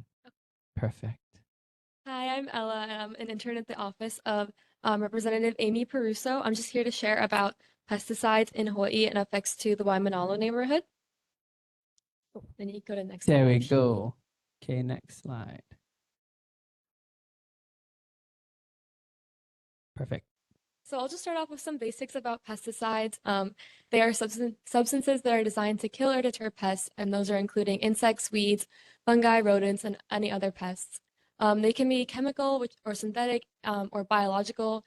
And while biological can have some harms, chemicals are often more dangerous to the human health and environment. And then these can be general use and restricted use. And we are going to be focusing more on restricted use pesticides today. So what are restricted use pesticides?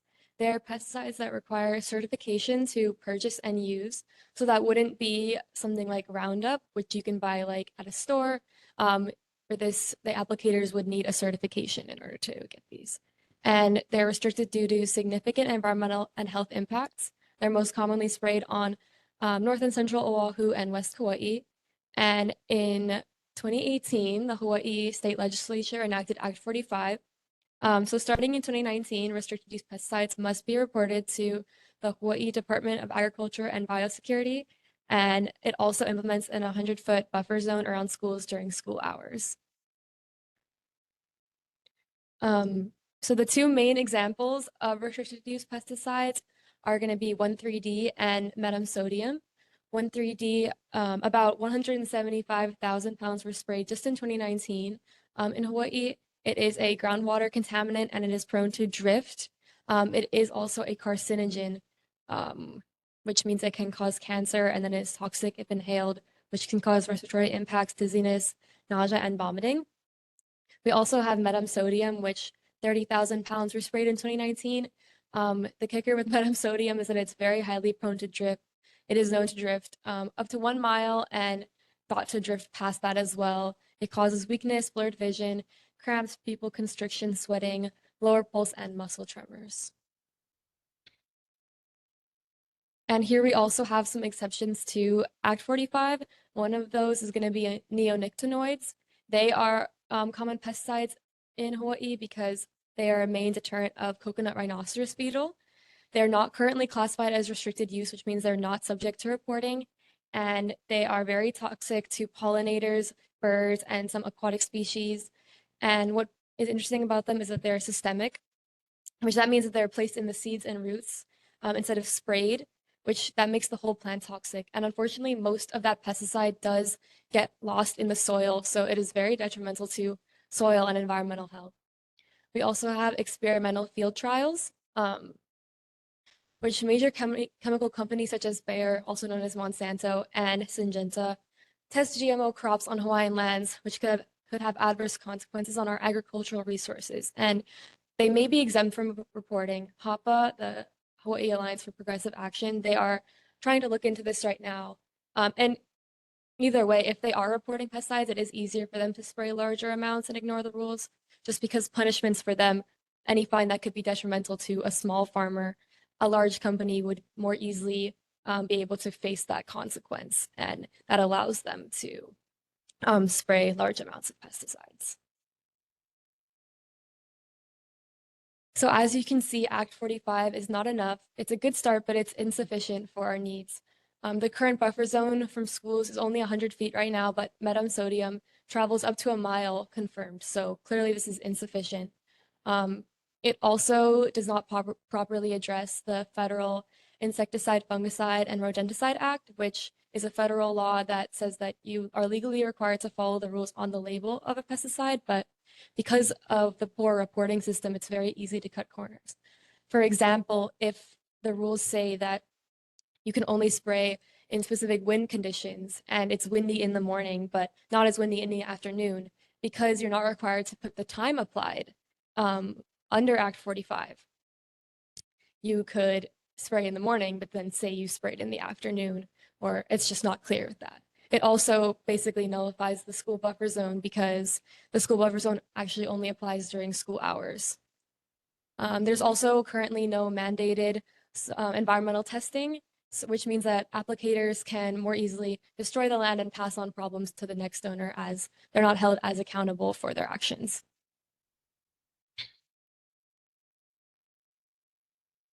So here are just some maps to look at. The first one is the form, sorry, it's a little bit hard to see. The form that applicators must fill out yearly that was created with Act 45. As you can see, the green elements are required. So the white elements such as formulation, pest, dilution rate, time applied, crop or site, all of those are not actually required. We also have a map of Oahu based on pesticide applications. As you can see, it's mostly concentrated in North, Central, and West Oahu, but there is a little bit of pesticide spraying in Waimānalo as well, which we can take a look at too. Thank you. So not going to be as much here as in those highly concentrated areas, but this is still a problem here in Waimānalo, especially that one furthest towards Kailua side. That one is labeled as an agricultural site, and in 2019, it sprayed 5 different pesticides 167 times. And so we are trying to find more information on that plant specifically.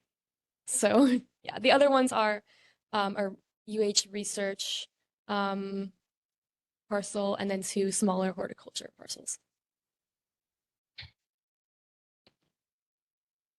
And then the next one just shows where the different schools are in Waimānalo. Thankfully, they are not within a quarter mile of these pesticide zones, but it is still important to be aware of where the schools are to protect the keiki in Waimānalo.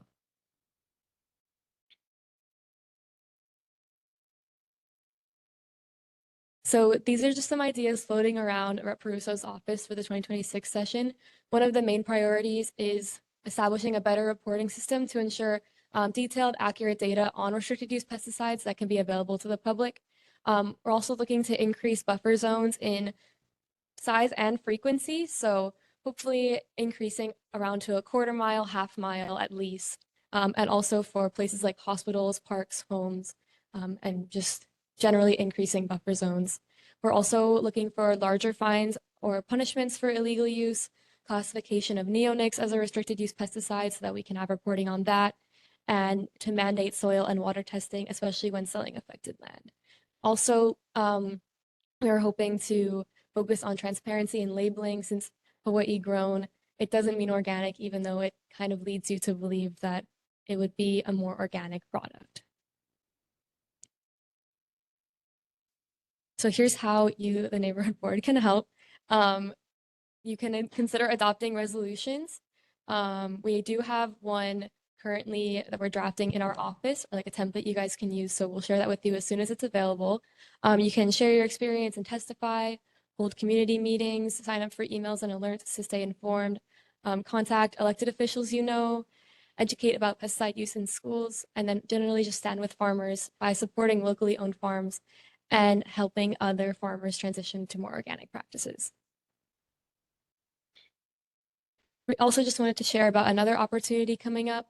Rewild Your Campus is an organization focusing on reducing pesticide use in schools, and they currently or they have a ground up advocacy boot camp coming up on August 19th. It's a virtual training that takes a look at pesticides and their impacts on human and environmental health and provides participants with advocacy and organizing skills to help enact change in their communities. So you can register for that by scanning the QR code, and it's a great way to get the community involved in reducing pesticide use, especially in schools. And then lastly, here are just some more quick links to look at that if you guys can scan the QR code to get these resources, that would be great. We have the HOPA website, some Canva resources we've made, and a map series that HOPA created that shows different pesticide. It uses the data from the 2019 release to make maps of Hawaii.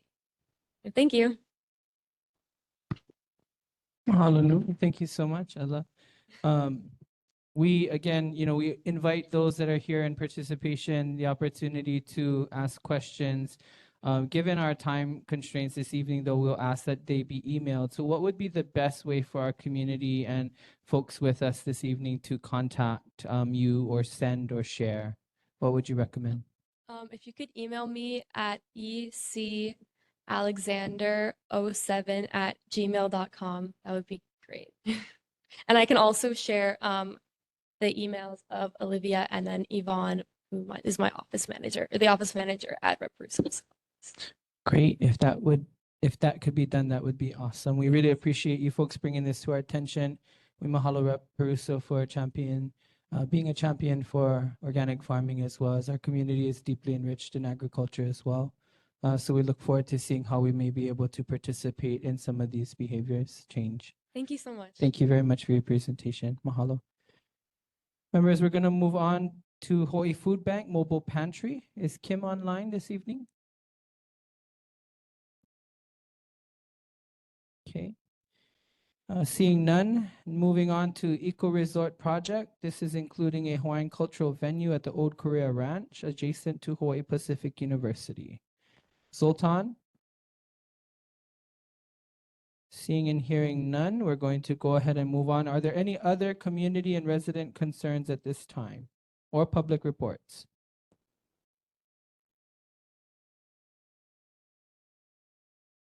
You had something you wanted to share? Not here. Okay, hearing none, we're going to go ahead and move on, members. We have our elected officials reports, starting with Councilmember Kiaina.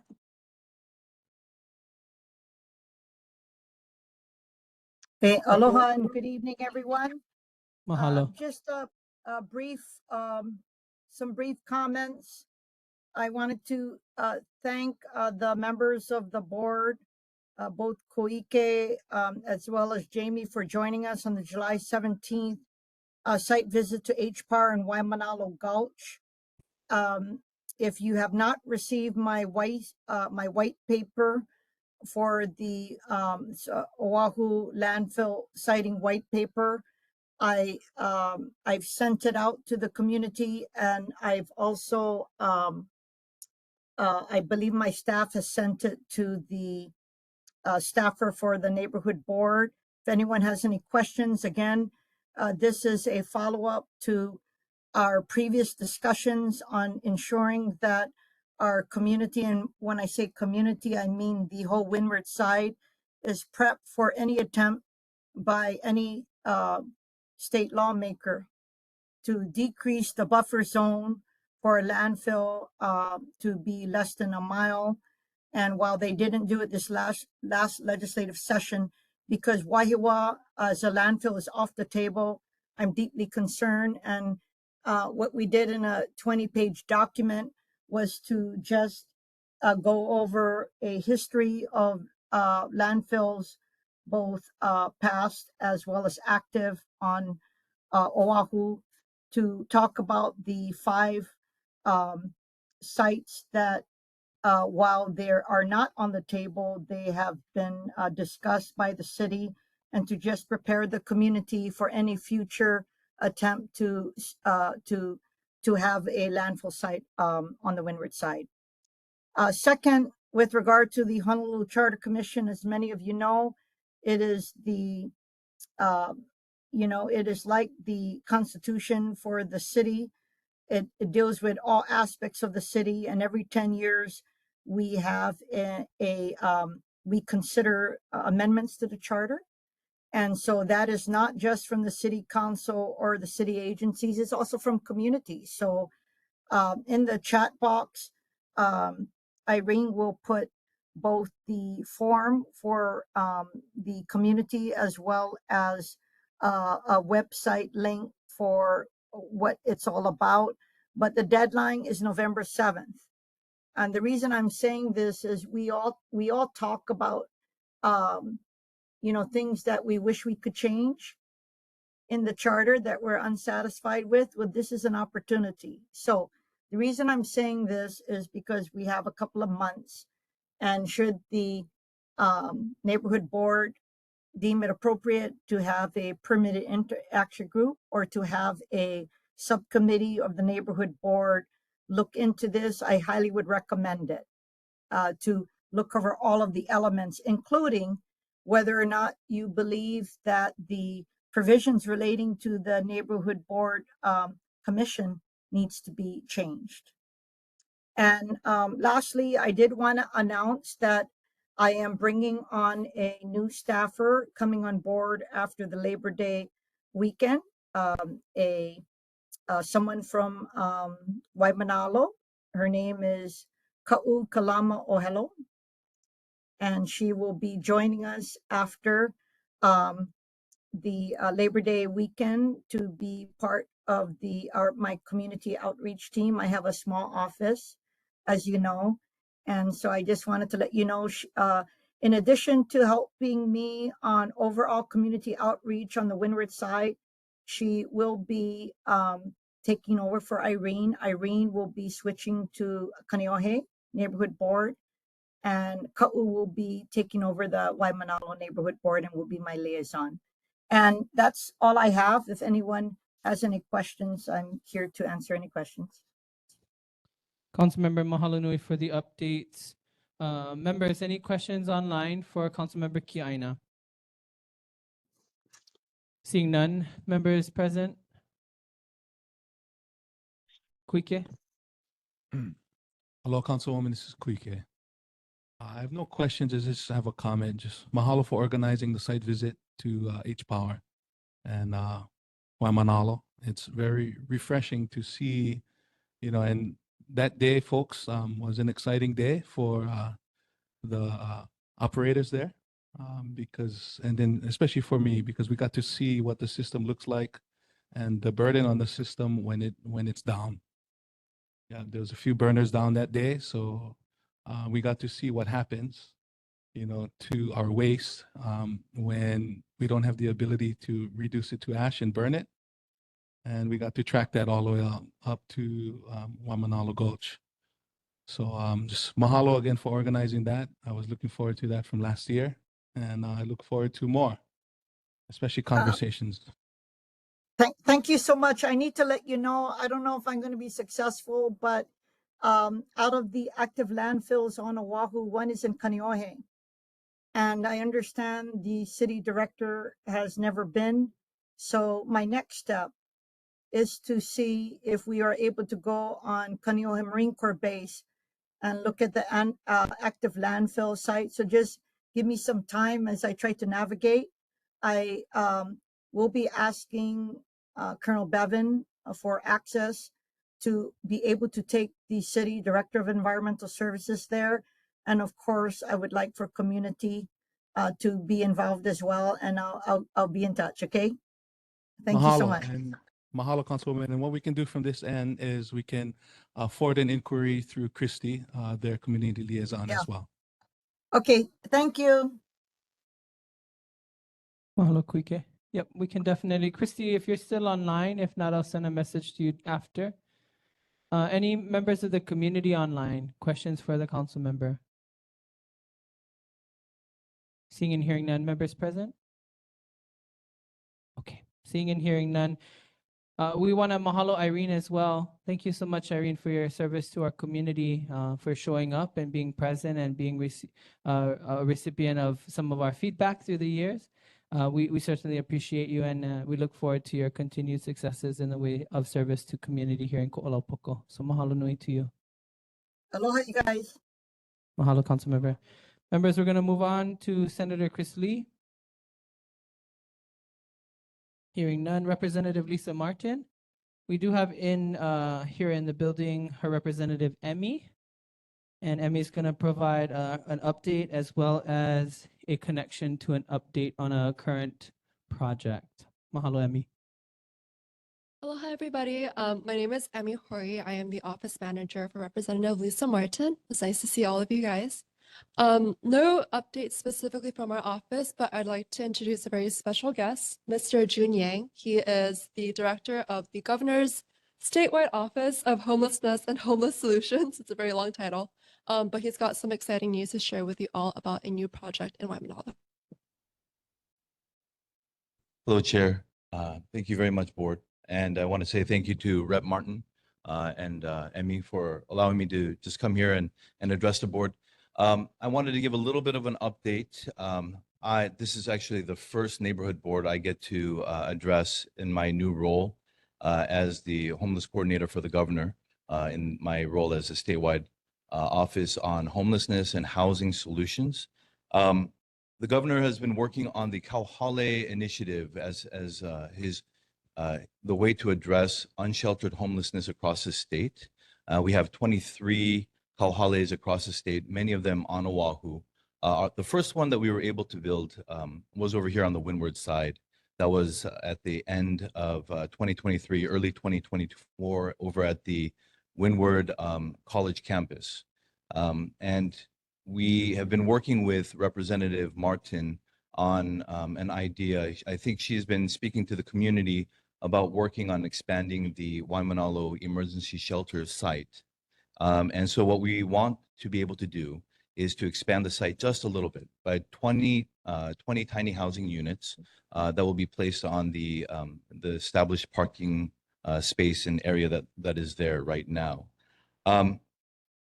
We are working through all we have the emergency proclamation process, but we do want to make sure that everything that is on site will allow for this type of development. So we'll be working through the processes within the state with some advice from the county as well. But in the meantime, we want to let the community know that if they do see some things stored on site, it's the beginning of the process of planning this out, building it up, and we hope to have the project done before the end of this calendar year. We'll have about 20 tiny housing units built on site with bathroom and some program space as well. We're not changing any of the programming or the operations on site with the Department of Human Services. They are continually will be working with HSI. I believe they're the service provider on site. And what I just wanted to give a commitment to is to be able to communicate to the community and give some updates as the project continues on. And I hope that we'll be able to complete this before the end of the calendar year. I'm open to some questions, and I hope that is all I have here. Yes. Yes. Thank you so much for being here. Members online questions? Members present? Okay. Mahalo, sir. What's your name again and what's your role? Jun Yang. I'm the governor's coordinator on homelessness. Governor's coordinator on homelessness. Is that what John Mizuno used to be? Yes. Okay, mahalo. So I got a few questions for you. I'm here. What was the site that you just referred to? The Waimānalo Emergency Shelter. And where is that? That's on. You got a TMK? I have the street name. Exactly. Yeah, can we allow the coordinator to say that on record? Yes. Let me Mahalo. give that. I apologize for that. No problem, because nobody else in Waimānalo knows No, what you just referred to. Yes, it's on Saddle City Road, right there at the corner of Saddle City and Kalaniana Ole Highway. Yes. The old Weinberg. Yes. I haven't called it the old Weinberg in a long time. Yes. Okay. No, mahalo. Just you got to understand that there's history in this community. Absolutely. You know, and this is your first time reporting out, right? On this project, yes. Yeah, correct. And then so this is likely, well, this is my first time hearing it referred to that. Sorry, I apologize for that. No I- apologies needed. yeah, Mahalo I- for the clarification. Go ahead. I was just going to say that in my past, I did represent a previous administration at the local level at this Waimānalo neighborhood board, and it was really when it was over at the other facilities as well. So that was a lot of fun for me. I got to learn a lot about the community here during that time. I'm glad to be able to do it from this position now. Mahalo. So 20 additional units, you're saying? We will be building out, the tiny housing dwelling units, the kauhale dwelling units that we've seen in other communities. We'll be placing about 20 of them here. On that property? Yes. More Makai also on the parking lot side? So on the parking lot side, there's space that we have. It would be closer to the Jack in the Box or the gas station side of the parking lot. Away from the entrance. But we're going to make sure that everything there would work safely for the community, work in the space, and with the service provider that's on site. Perfect, because that's my next question. Yeah, I believe half of the parking lot and then going Makai is in the flood zone. I understand. Right, so standing 20 new units up, right, is a safety issue for me. And so what are you folks doing or what is the governor plan to do to mitigate that? Because what measures you may take to mitigate your property or the TMK that you guys are operating on may cause issues or problems for those downstream. So we will be looking at all the plans and looking at what is going to be necessary for us to do so, to make sure that not only are the residents safe, but we're not going to create any more issues outside of the site as well. And is that before or after you guys decide when you're going to park the 20 units?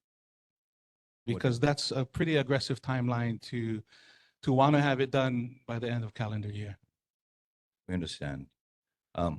We are working through some of those issues right now, and we'll make sure that there's not going to be any impacts to the community downstream or the residents that are on site. Well, if the impacts may be good, we definitely want to hear. But if the impacts will be negative, we definitely want to hear. Absolutely. So is it possible for you to report back every month?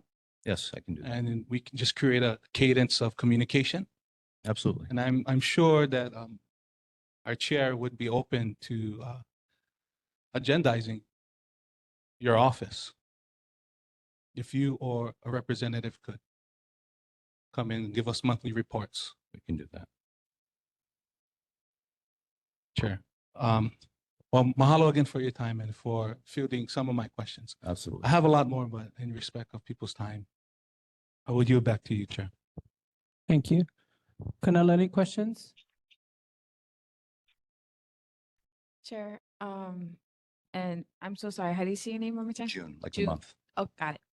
Are we able to send you a bunch of questions and just report it back next month? Because I feel like there's just a lot to ask. And I do want to apologize. We working with both the chair Martin and this is the first opportunity that we thought we wanted to be able to come out and speak to the community as soon as we were able to.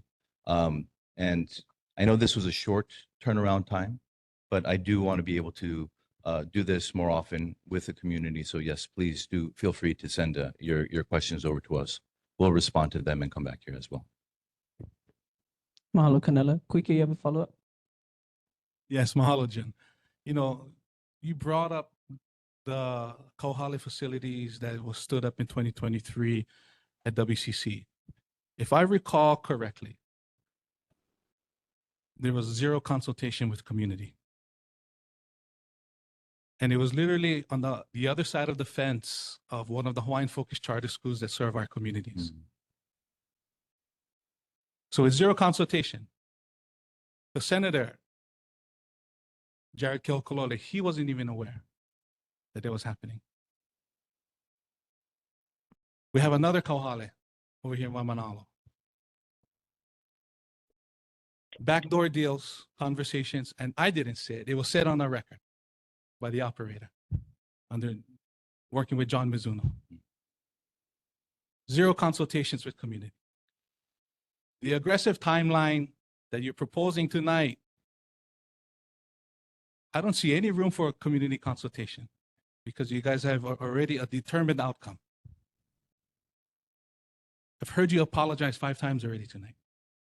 It seems like that's the MO of your folks' office. Yeah, that you guys just make predetermined outcomes before you come out to community. And it seems like, again, you guys just do what you like and then apologize after. This is a message for your boss, yeah, the administrator, Governor Josh Green.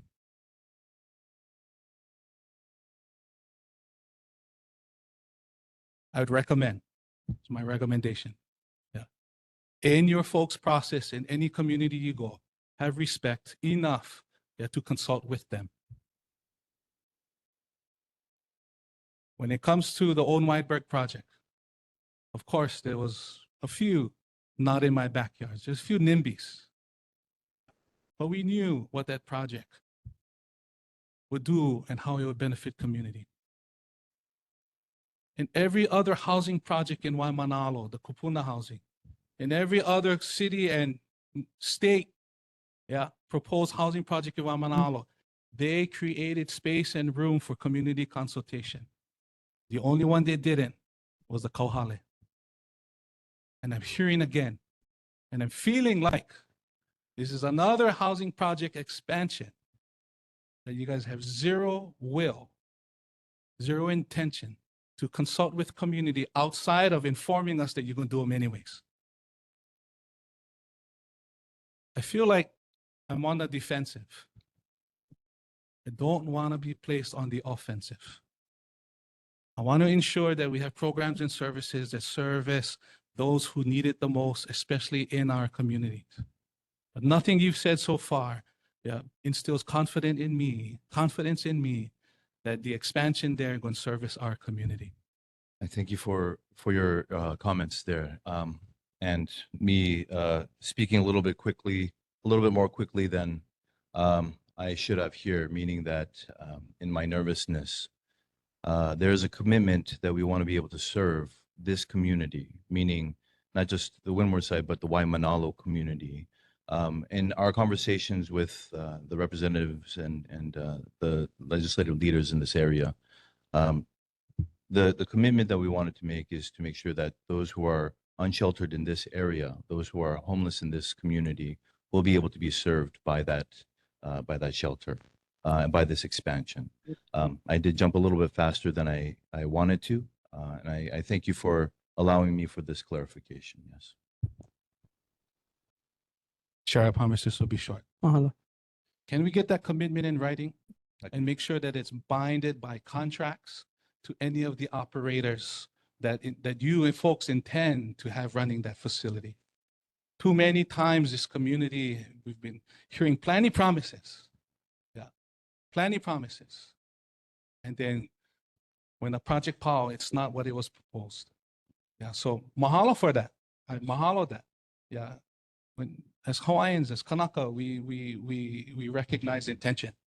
So mahalo for the intention. What we demand is follow through. I can give you that as an example for our Windward community. The community, the one over in over by the Windward College, the commitment on that side also was to serve our Windward community, and that is a part of our contract there. Our conversation with the service provider, we'll do the same here as well. Thank you. Sure. Kunala? Ooh. 2 questions. Okay. One, why do you keep referencing the Windward Community College when we have a kauhale here that you guys say, the hui mahi aina? Because is that the kauhale you are referencing right now? No, the one I'm speaking of, and I'm just speaking about the one that I built up, or this office has built up. The one I apologize. I'm just getting a little nervous here. No worries. With Auntie Blanche. That one is being built with her leadership. through Dwayne Krisu and the IO Foundation. And so that is a kauhale that is a part of our projects here, yes. I just wanted to speak on the ones that we've used, our tiny housing units. Okay. That's the only reason why I speak to that one specifically. So with the Kahale, like how Kwiki asked if a contract, could you also try to see if you guys can implement what are the procedures and policies for requesting the houseless community here in Waimānalo to possibly go into your shelters or into your tiny homes? Because there has been rumors of how HPD is used to remove them from the beach park. There has been rumors of the way they are either, hey, you can go to the shelter or you can get arrested today. So could you try and add into the contract what will be your guys' procedures and policies for opening up this resource? And what will happen if those from the Waimānalo community that is actively homeless, what will happen if they say no? Because autonomy and self-determination is really important. Mahalo nui kanala. Members online, questions? Lily? Aloha, I'll make it quick. I had a question about whether or not this project is using the governor's executive order for affordable housing that exempts the need to comply with Chapter 343 environmental impacts and Chapter 60 historic preservation studies. Mahalo. This is not using the executive order on affordable housing. It is using the executive order on the homeless proclamation. We will be in consultation with SHPD and going through kind of the archaeological kind of surveys as well. So we won't be actually digging into the ground or disturbing very much on that level. Mahalo nui. Any community members online? None. Community members present? Karen? Yes, please at the mic and introduce yourself. I'm Karen O'Mahony, a resident of Waimānalo. I have three concerns that come to me in this moment.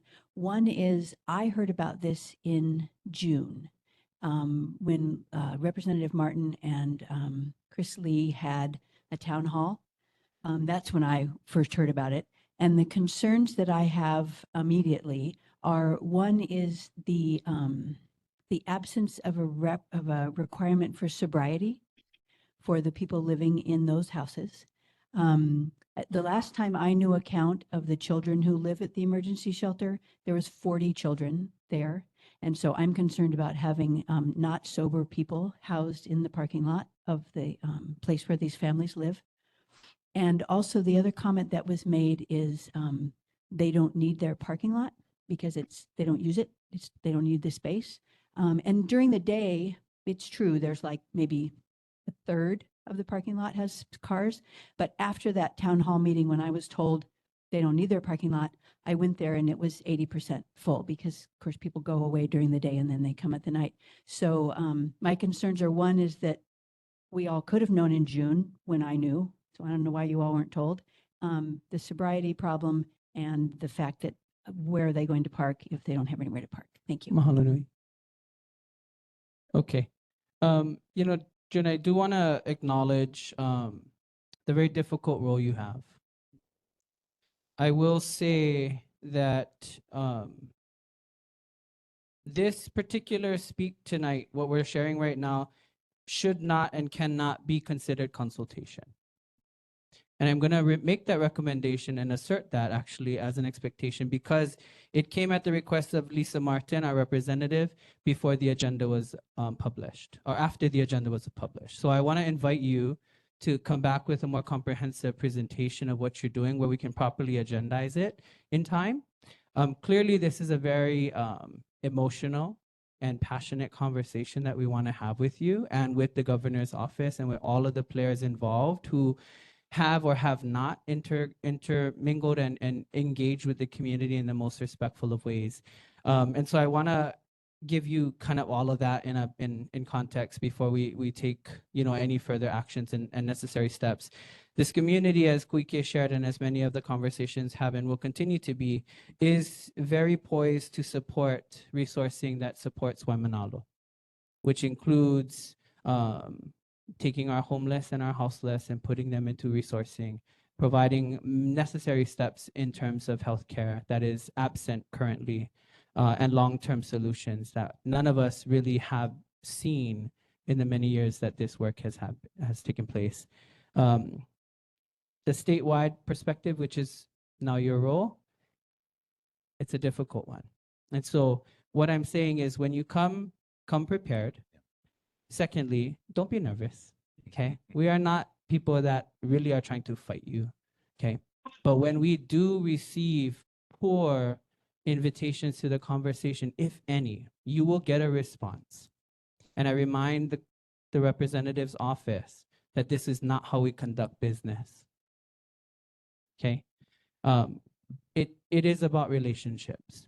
This conversation could hold its own town hall meeting, not just hey, can you add this person to the agenda to share on my behalf? So as the office manager, please provide that feedback, okay? We deserve better. This community deserves a right to speak to these issues in ways that support this community. And I believe strongly that your representative, our representative elected, does understand that. And maybe this was just one of those moments of, oh, I gotta go and get this on. Whatever the incident is, I'm more than happy to make sure we have access to information. And I applaud the efforts here. June, let's communicate later and think about how we can bring this communication back to the board and back to this community for a more comprehensive review of the program and the project. I believe the tiny homes can go up quickly. I do also believe that the timeline is a little short. And I do, based on our previous interaction with Hui Mahiai Aina's process, have concerns that I want us to address before we start stepping into additional programs. Yeah. And I know your predecessor was a part of that conversation. We've hopefully washed that under the bridge, but clearly, as you can see, we're not changing any process. So good luck to you. I understand. Thank you. My contact information is readily available, and I would be more than happy to speak with you about what we can do to bring this conversation to the community in any way, shape, or form that is appropriate for you folks, as well as for this community. And again, don't be nervous. Yeah. We are passionate about our place. Yeah. I appreciate And my hope is that you're passionate about our place too. Okay. Thank you very much. Seeing no other questions. Emmy, is there anything else that we need from the representative? Happy to take any questions, whether it be about this project or anything unrelated that you want to take for Representative Martin. I'm happy to take them down from community or the board. I do have some follow-ups, if I might, and I recognize that the representative's not here tonight. We did have a previous conversation about the fruit fly facility at the Backroads location, which a former or maybe current member of your team Scott came with us. And so we're researching two things. One is, where does the solid waste go, right? The solid waste that that particular facility generates, where does it go? Where does it end up? And two, we want to bring the Department of Health in. If we can have that conversation with the representative to request the Department of Health to come and share. There is supposed to be access to these files and these reports on water quality testing and smell and air quality and all of that, that is told to us is present at the Department of Health. If we can get some help managing or finding out how and where to get that, that would be really, really helpful. When you say water air quality, you're talking about measurements at the facility or in the specific to that area. Yeah, we're told that there are actively or has been active testing done on site, and this comes at concerns of a neighbor. So we're trying to make sure that the T's and the I's are taken care of. There seems to be some gaps in what the neighbor is telling us and what the facility told us during our walkthrough, and so we just want to kind of close that gap of understanding. So that if there are issues, we need that facility to address it, right? And the bigger issue is we have the state of California operating in Waimānalo, which is interesting to say the least. But it is of concern when we have so many people who are interested in agriculture that can't even get to that space, right? So if there is ways for us to think about that, I think we'd be really interested in that. And as Rep. Peruso's office generously shared this evening, it is our hope that Representative Martin supports that, and we will make sure that we offer our voice of support to anything that addresses use of pesticides in and around our community, which we have voiced many times over in the past. So If there's anything else you need from us, please let us know. Thank you for being here, Amy, and sitting through that. We appreciate it. I'll take these questions back to Rep and I'll contact you with the answers. Appreciate it. Mahalo. June, thank you so much again, sir. We look forward to continuing the conversation. All right, members, we are at 9:19. Just a note, we are going to move on to Governor Josh Green's office. No representative here. If we might just put on record the questions that were facilitated through this discussion with Rep Martin's office regarding the tiny homes improvement project at the emergency shelter previously known as Weinberg, as well as the concerns around the Department of Health and the fruit fly facility here. That would be awesome if we might have that passed over to the governor's office as well. Lastly, we have Congress member Joe Takuda's office. I thought there was someone here. David? Did David leave us? Yeah, okay. We're going to move on. We have some board business ahead of the board this evening that will require us to take a position on this evening. So we're going to run through that quickly, members. The approval of regular meeting minutes from Monday, July 14th. Is there a request or a motion to accept? Kuike? So moved. Moved. Is there a second? Chair, it's Canela. Canela? Second. Seconded. Members, the item has been moved and seconded. Moved by Kuike, seconded by Canela. Are there any members that are in the opposed position? Please make your voice known.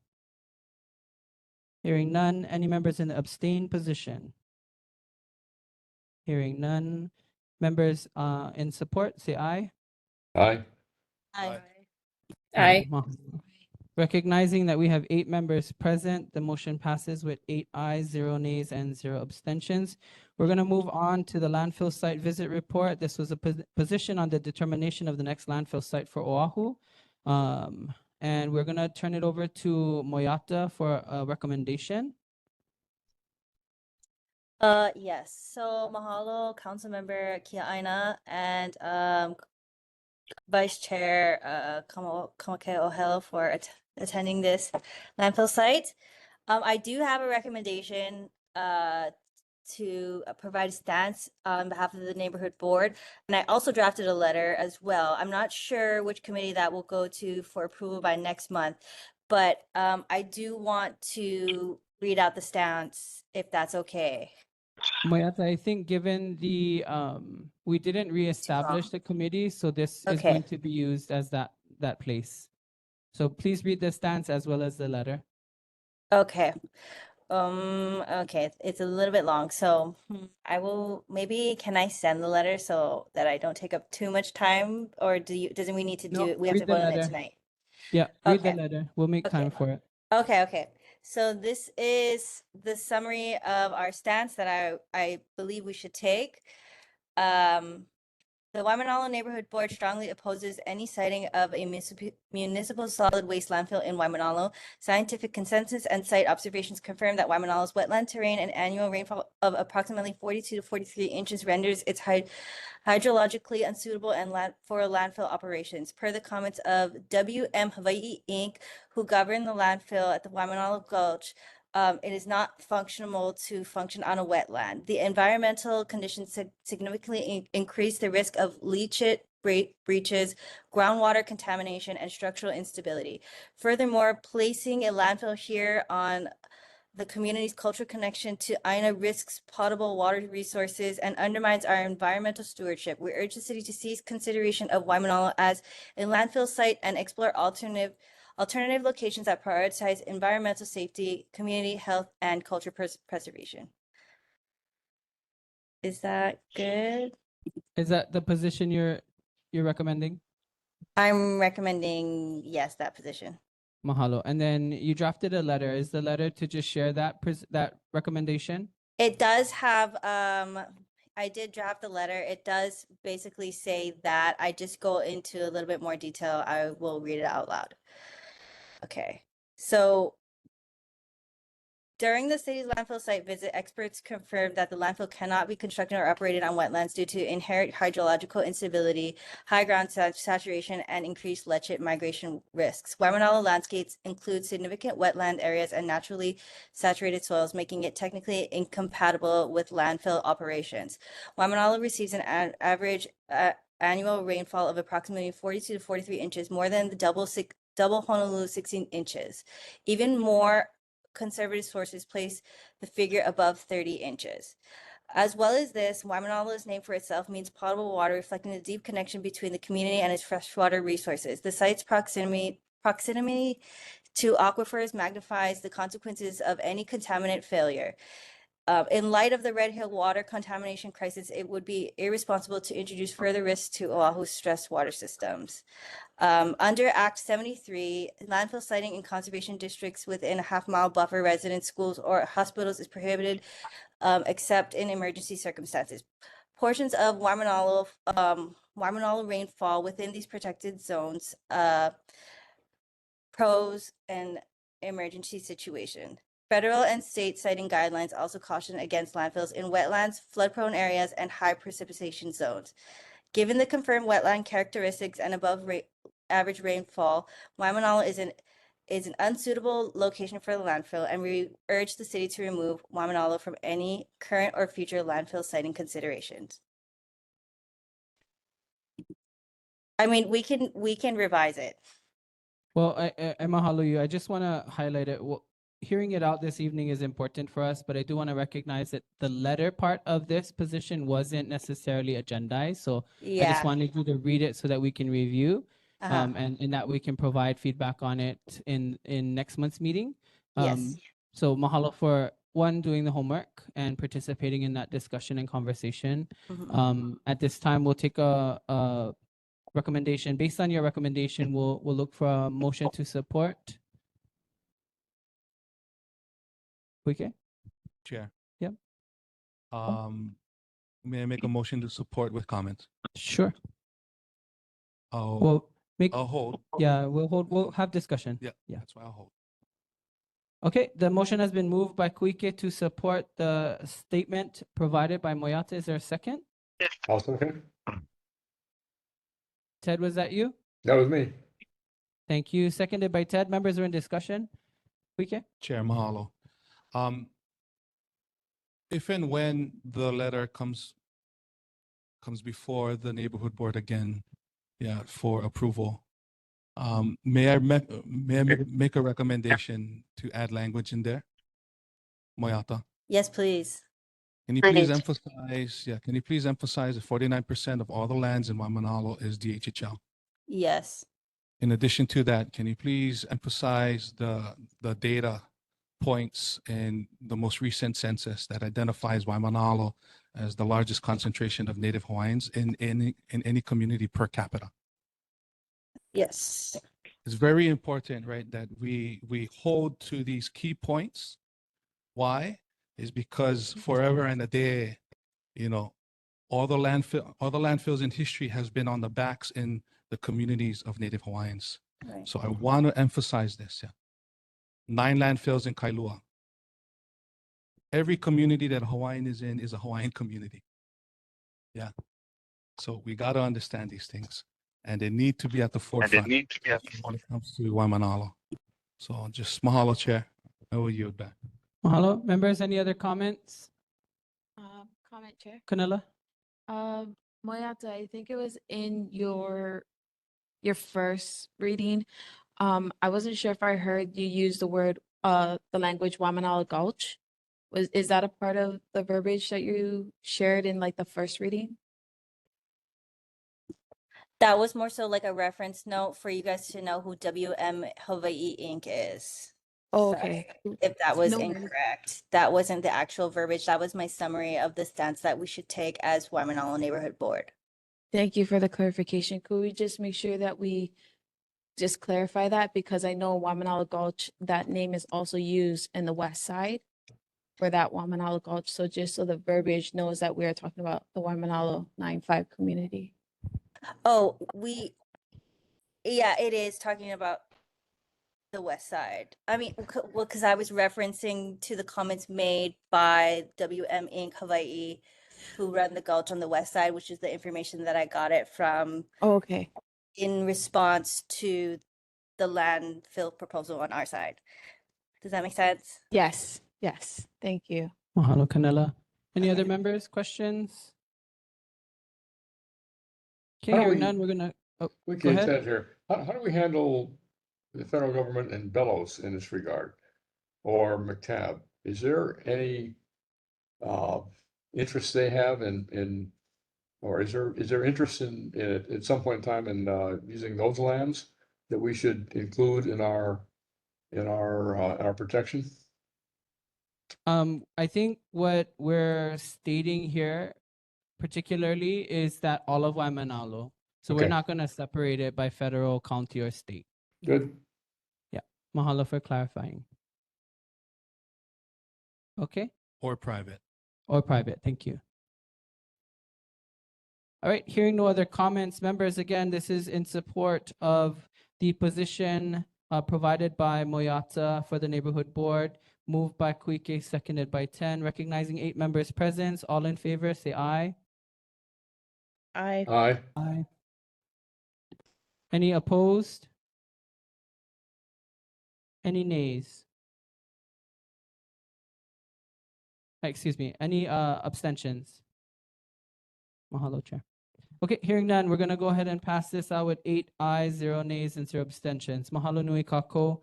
I recognize the time is 9:30. We have 2 final agenda items. If we can move through them quickly out of respect for the community members that showed up for this.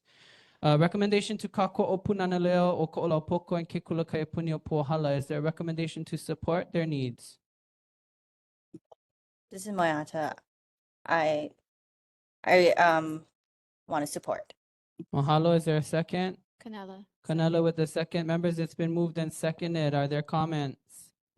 Chair comments. Kuike, please. Mahalo for your folks' kako and support.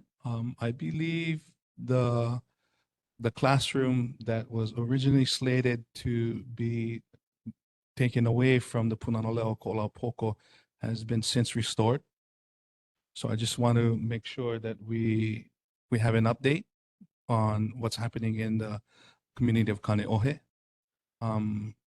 So that's just my comment, Chair. And I believe the Punanaleo as well as the Hui Makua and the operators or the educators of Kekulaka Punia Pu'ohala have all the intentions to push forward to request that the entire Pu'ohala is transitioned over or into a Hawaiian immersion.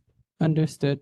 I will make a note that our position, as I send it out, will reference that there has potentially been changes and evolution of it, and that we stand with the original issue and content concern. And then if there are additional things that the Hui would like us to consider in the future, we may be able to do that, if okay. Okay. Any other comments, Kako? All right, hearing none, recognizing 8 members present, we're going to close discussion and ask for your vote. All members in the aye position, please say aye. Aye. Aye. Any members nay? Any abstain? Hearing none, with that, this motion passes with 8 ayes, 0 nays, and 0 abstentions. Members, mahalo. We're going to move on to the final, and this was out of last month's report from the Department of Transportation. All I did was took what he expressed in his report and put it into a package for the board to consider. And so this is regarding Department of Transportation's recommendations, telephone pole at Wailea Street and Kalaniana Ole Highway to provide delineation and reflective markers, crosswalk at Nalu Street to be installed as a raised crosswalk, as well as a beach access near Nalu Street, reflector at the concrete curb at Nalu Street and or some kind of painting to delineate that area. There is a concrete curb there. No parking signs posted at the ocean side of Kalaniana Ole Highway across of Nalu Street. And then, of course, the erosion control remediation on the ocean side of Kalaniana Ole across of Nalu Street. These were provided by a community member at our in the previous conversations as we learned. And I just want to make sure that we acknowledge that our role is really to support and consider these positions of our community. And so taking that all into consideration, I bundled this into a package. If we may have someone to approve or provide a motion to support.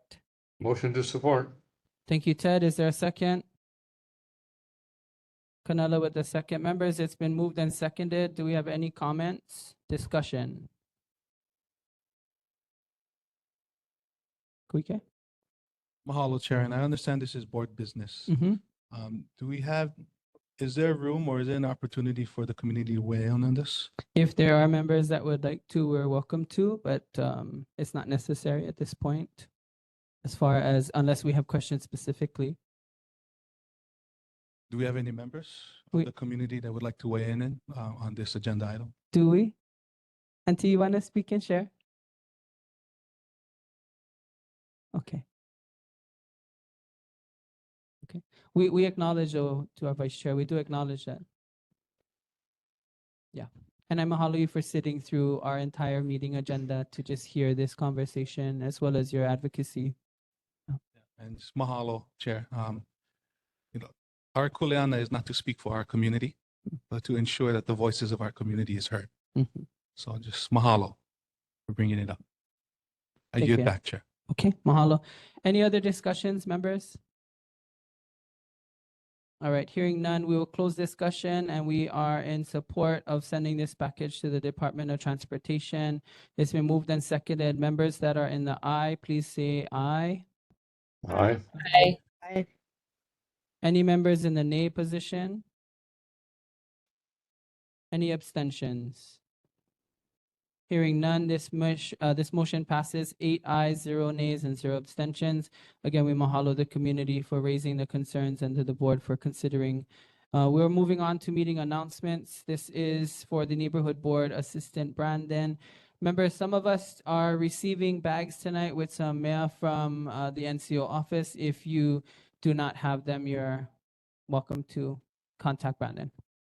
Yes, I will. We do have an official survey out now for a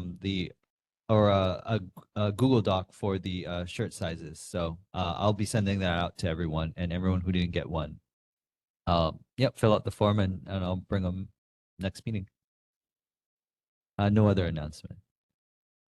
I will recognize that the next meeting will be on Monday, September 8th, 2025. We invite the community and all others to be present at that time if you wish to participate.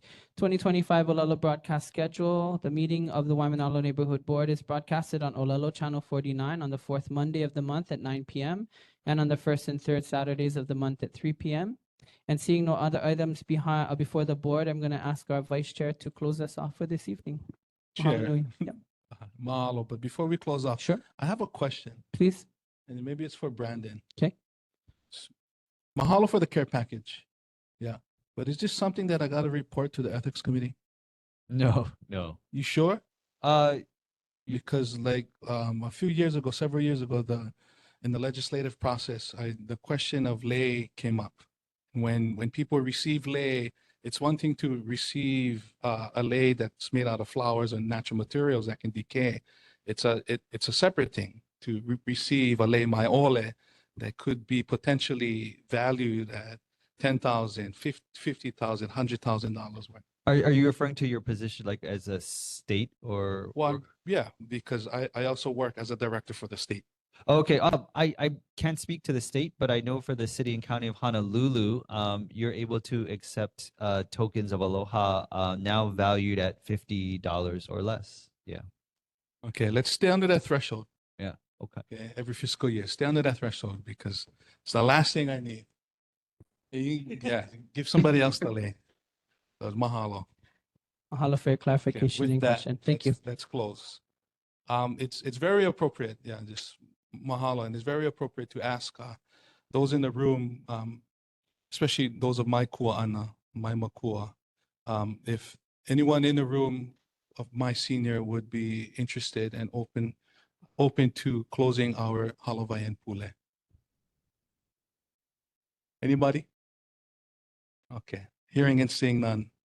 pule kako, au hea oe kia konui na nano i ho'opuli kalani me ka honua na no kamana. E nā kini akua na aumaku me nā kūpuna o kupo me ke au, ka lohonu ia o ko pakahi a pau. E no mako ako kone me he ohana la I mea e kuka ho'oholo ai na mea pono no kia kaiulu no ko kako lahui no ko kako aina nei ma Waimānalo, no ke awawa, no ke ahupua o Waimānalo, no nā kupuna ma mua o kako, no nā mo opuna ma hope o kako. A me ke la ako ko mako I ho'okahi mana'o, I ho'okahi aloha, I ho'okahi pu'uwai. Yeah. Peia pū, hapai aku kako I kia leo aloha, kia leo mahalo me kia leo mihi. Ana mea apo ma mua I halaku ia kako a me na mea mahope. Kia kua, mahalo oi no ka noho pua na me kako kia iahi. A me ke la ho'una kako kia leo mahalo nui a oi, a nonoi aku mako ia oi, ke pau kia halawai ma ka panina, ho I aku kako I ko kako wahi kupono. A me ke la, nonoi ia ke mea pau ma ke no kauke ki ako kako kama. O Yesu no, amen e mahalo. Amen. Mahalo nui puike. Members, with that, we mahalo you folks. We look forward to our next gathering together. This meeting is adjourned at 9:39 p.m. Ahui ho kako malama.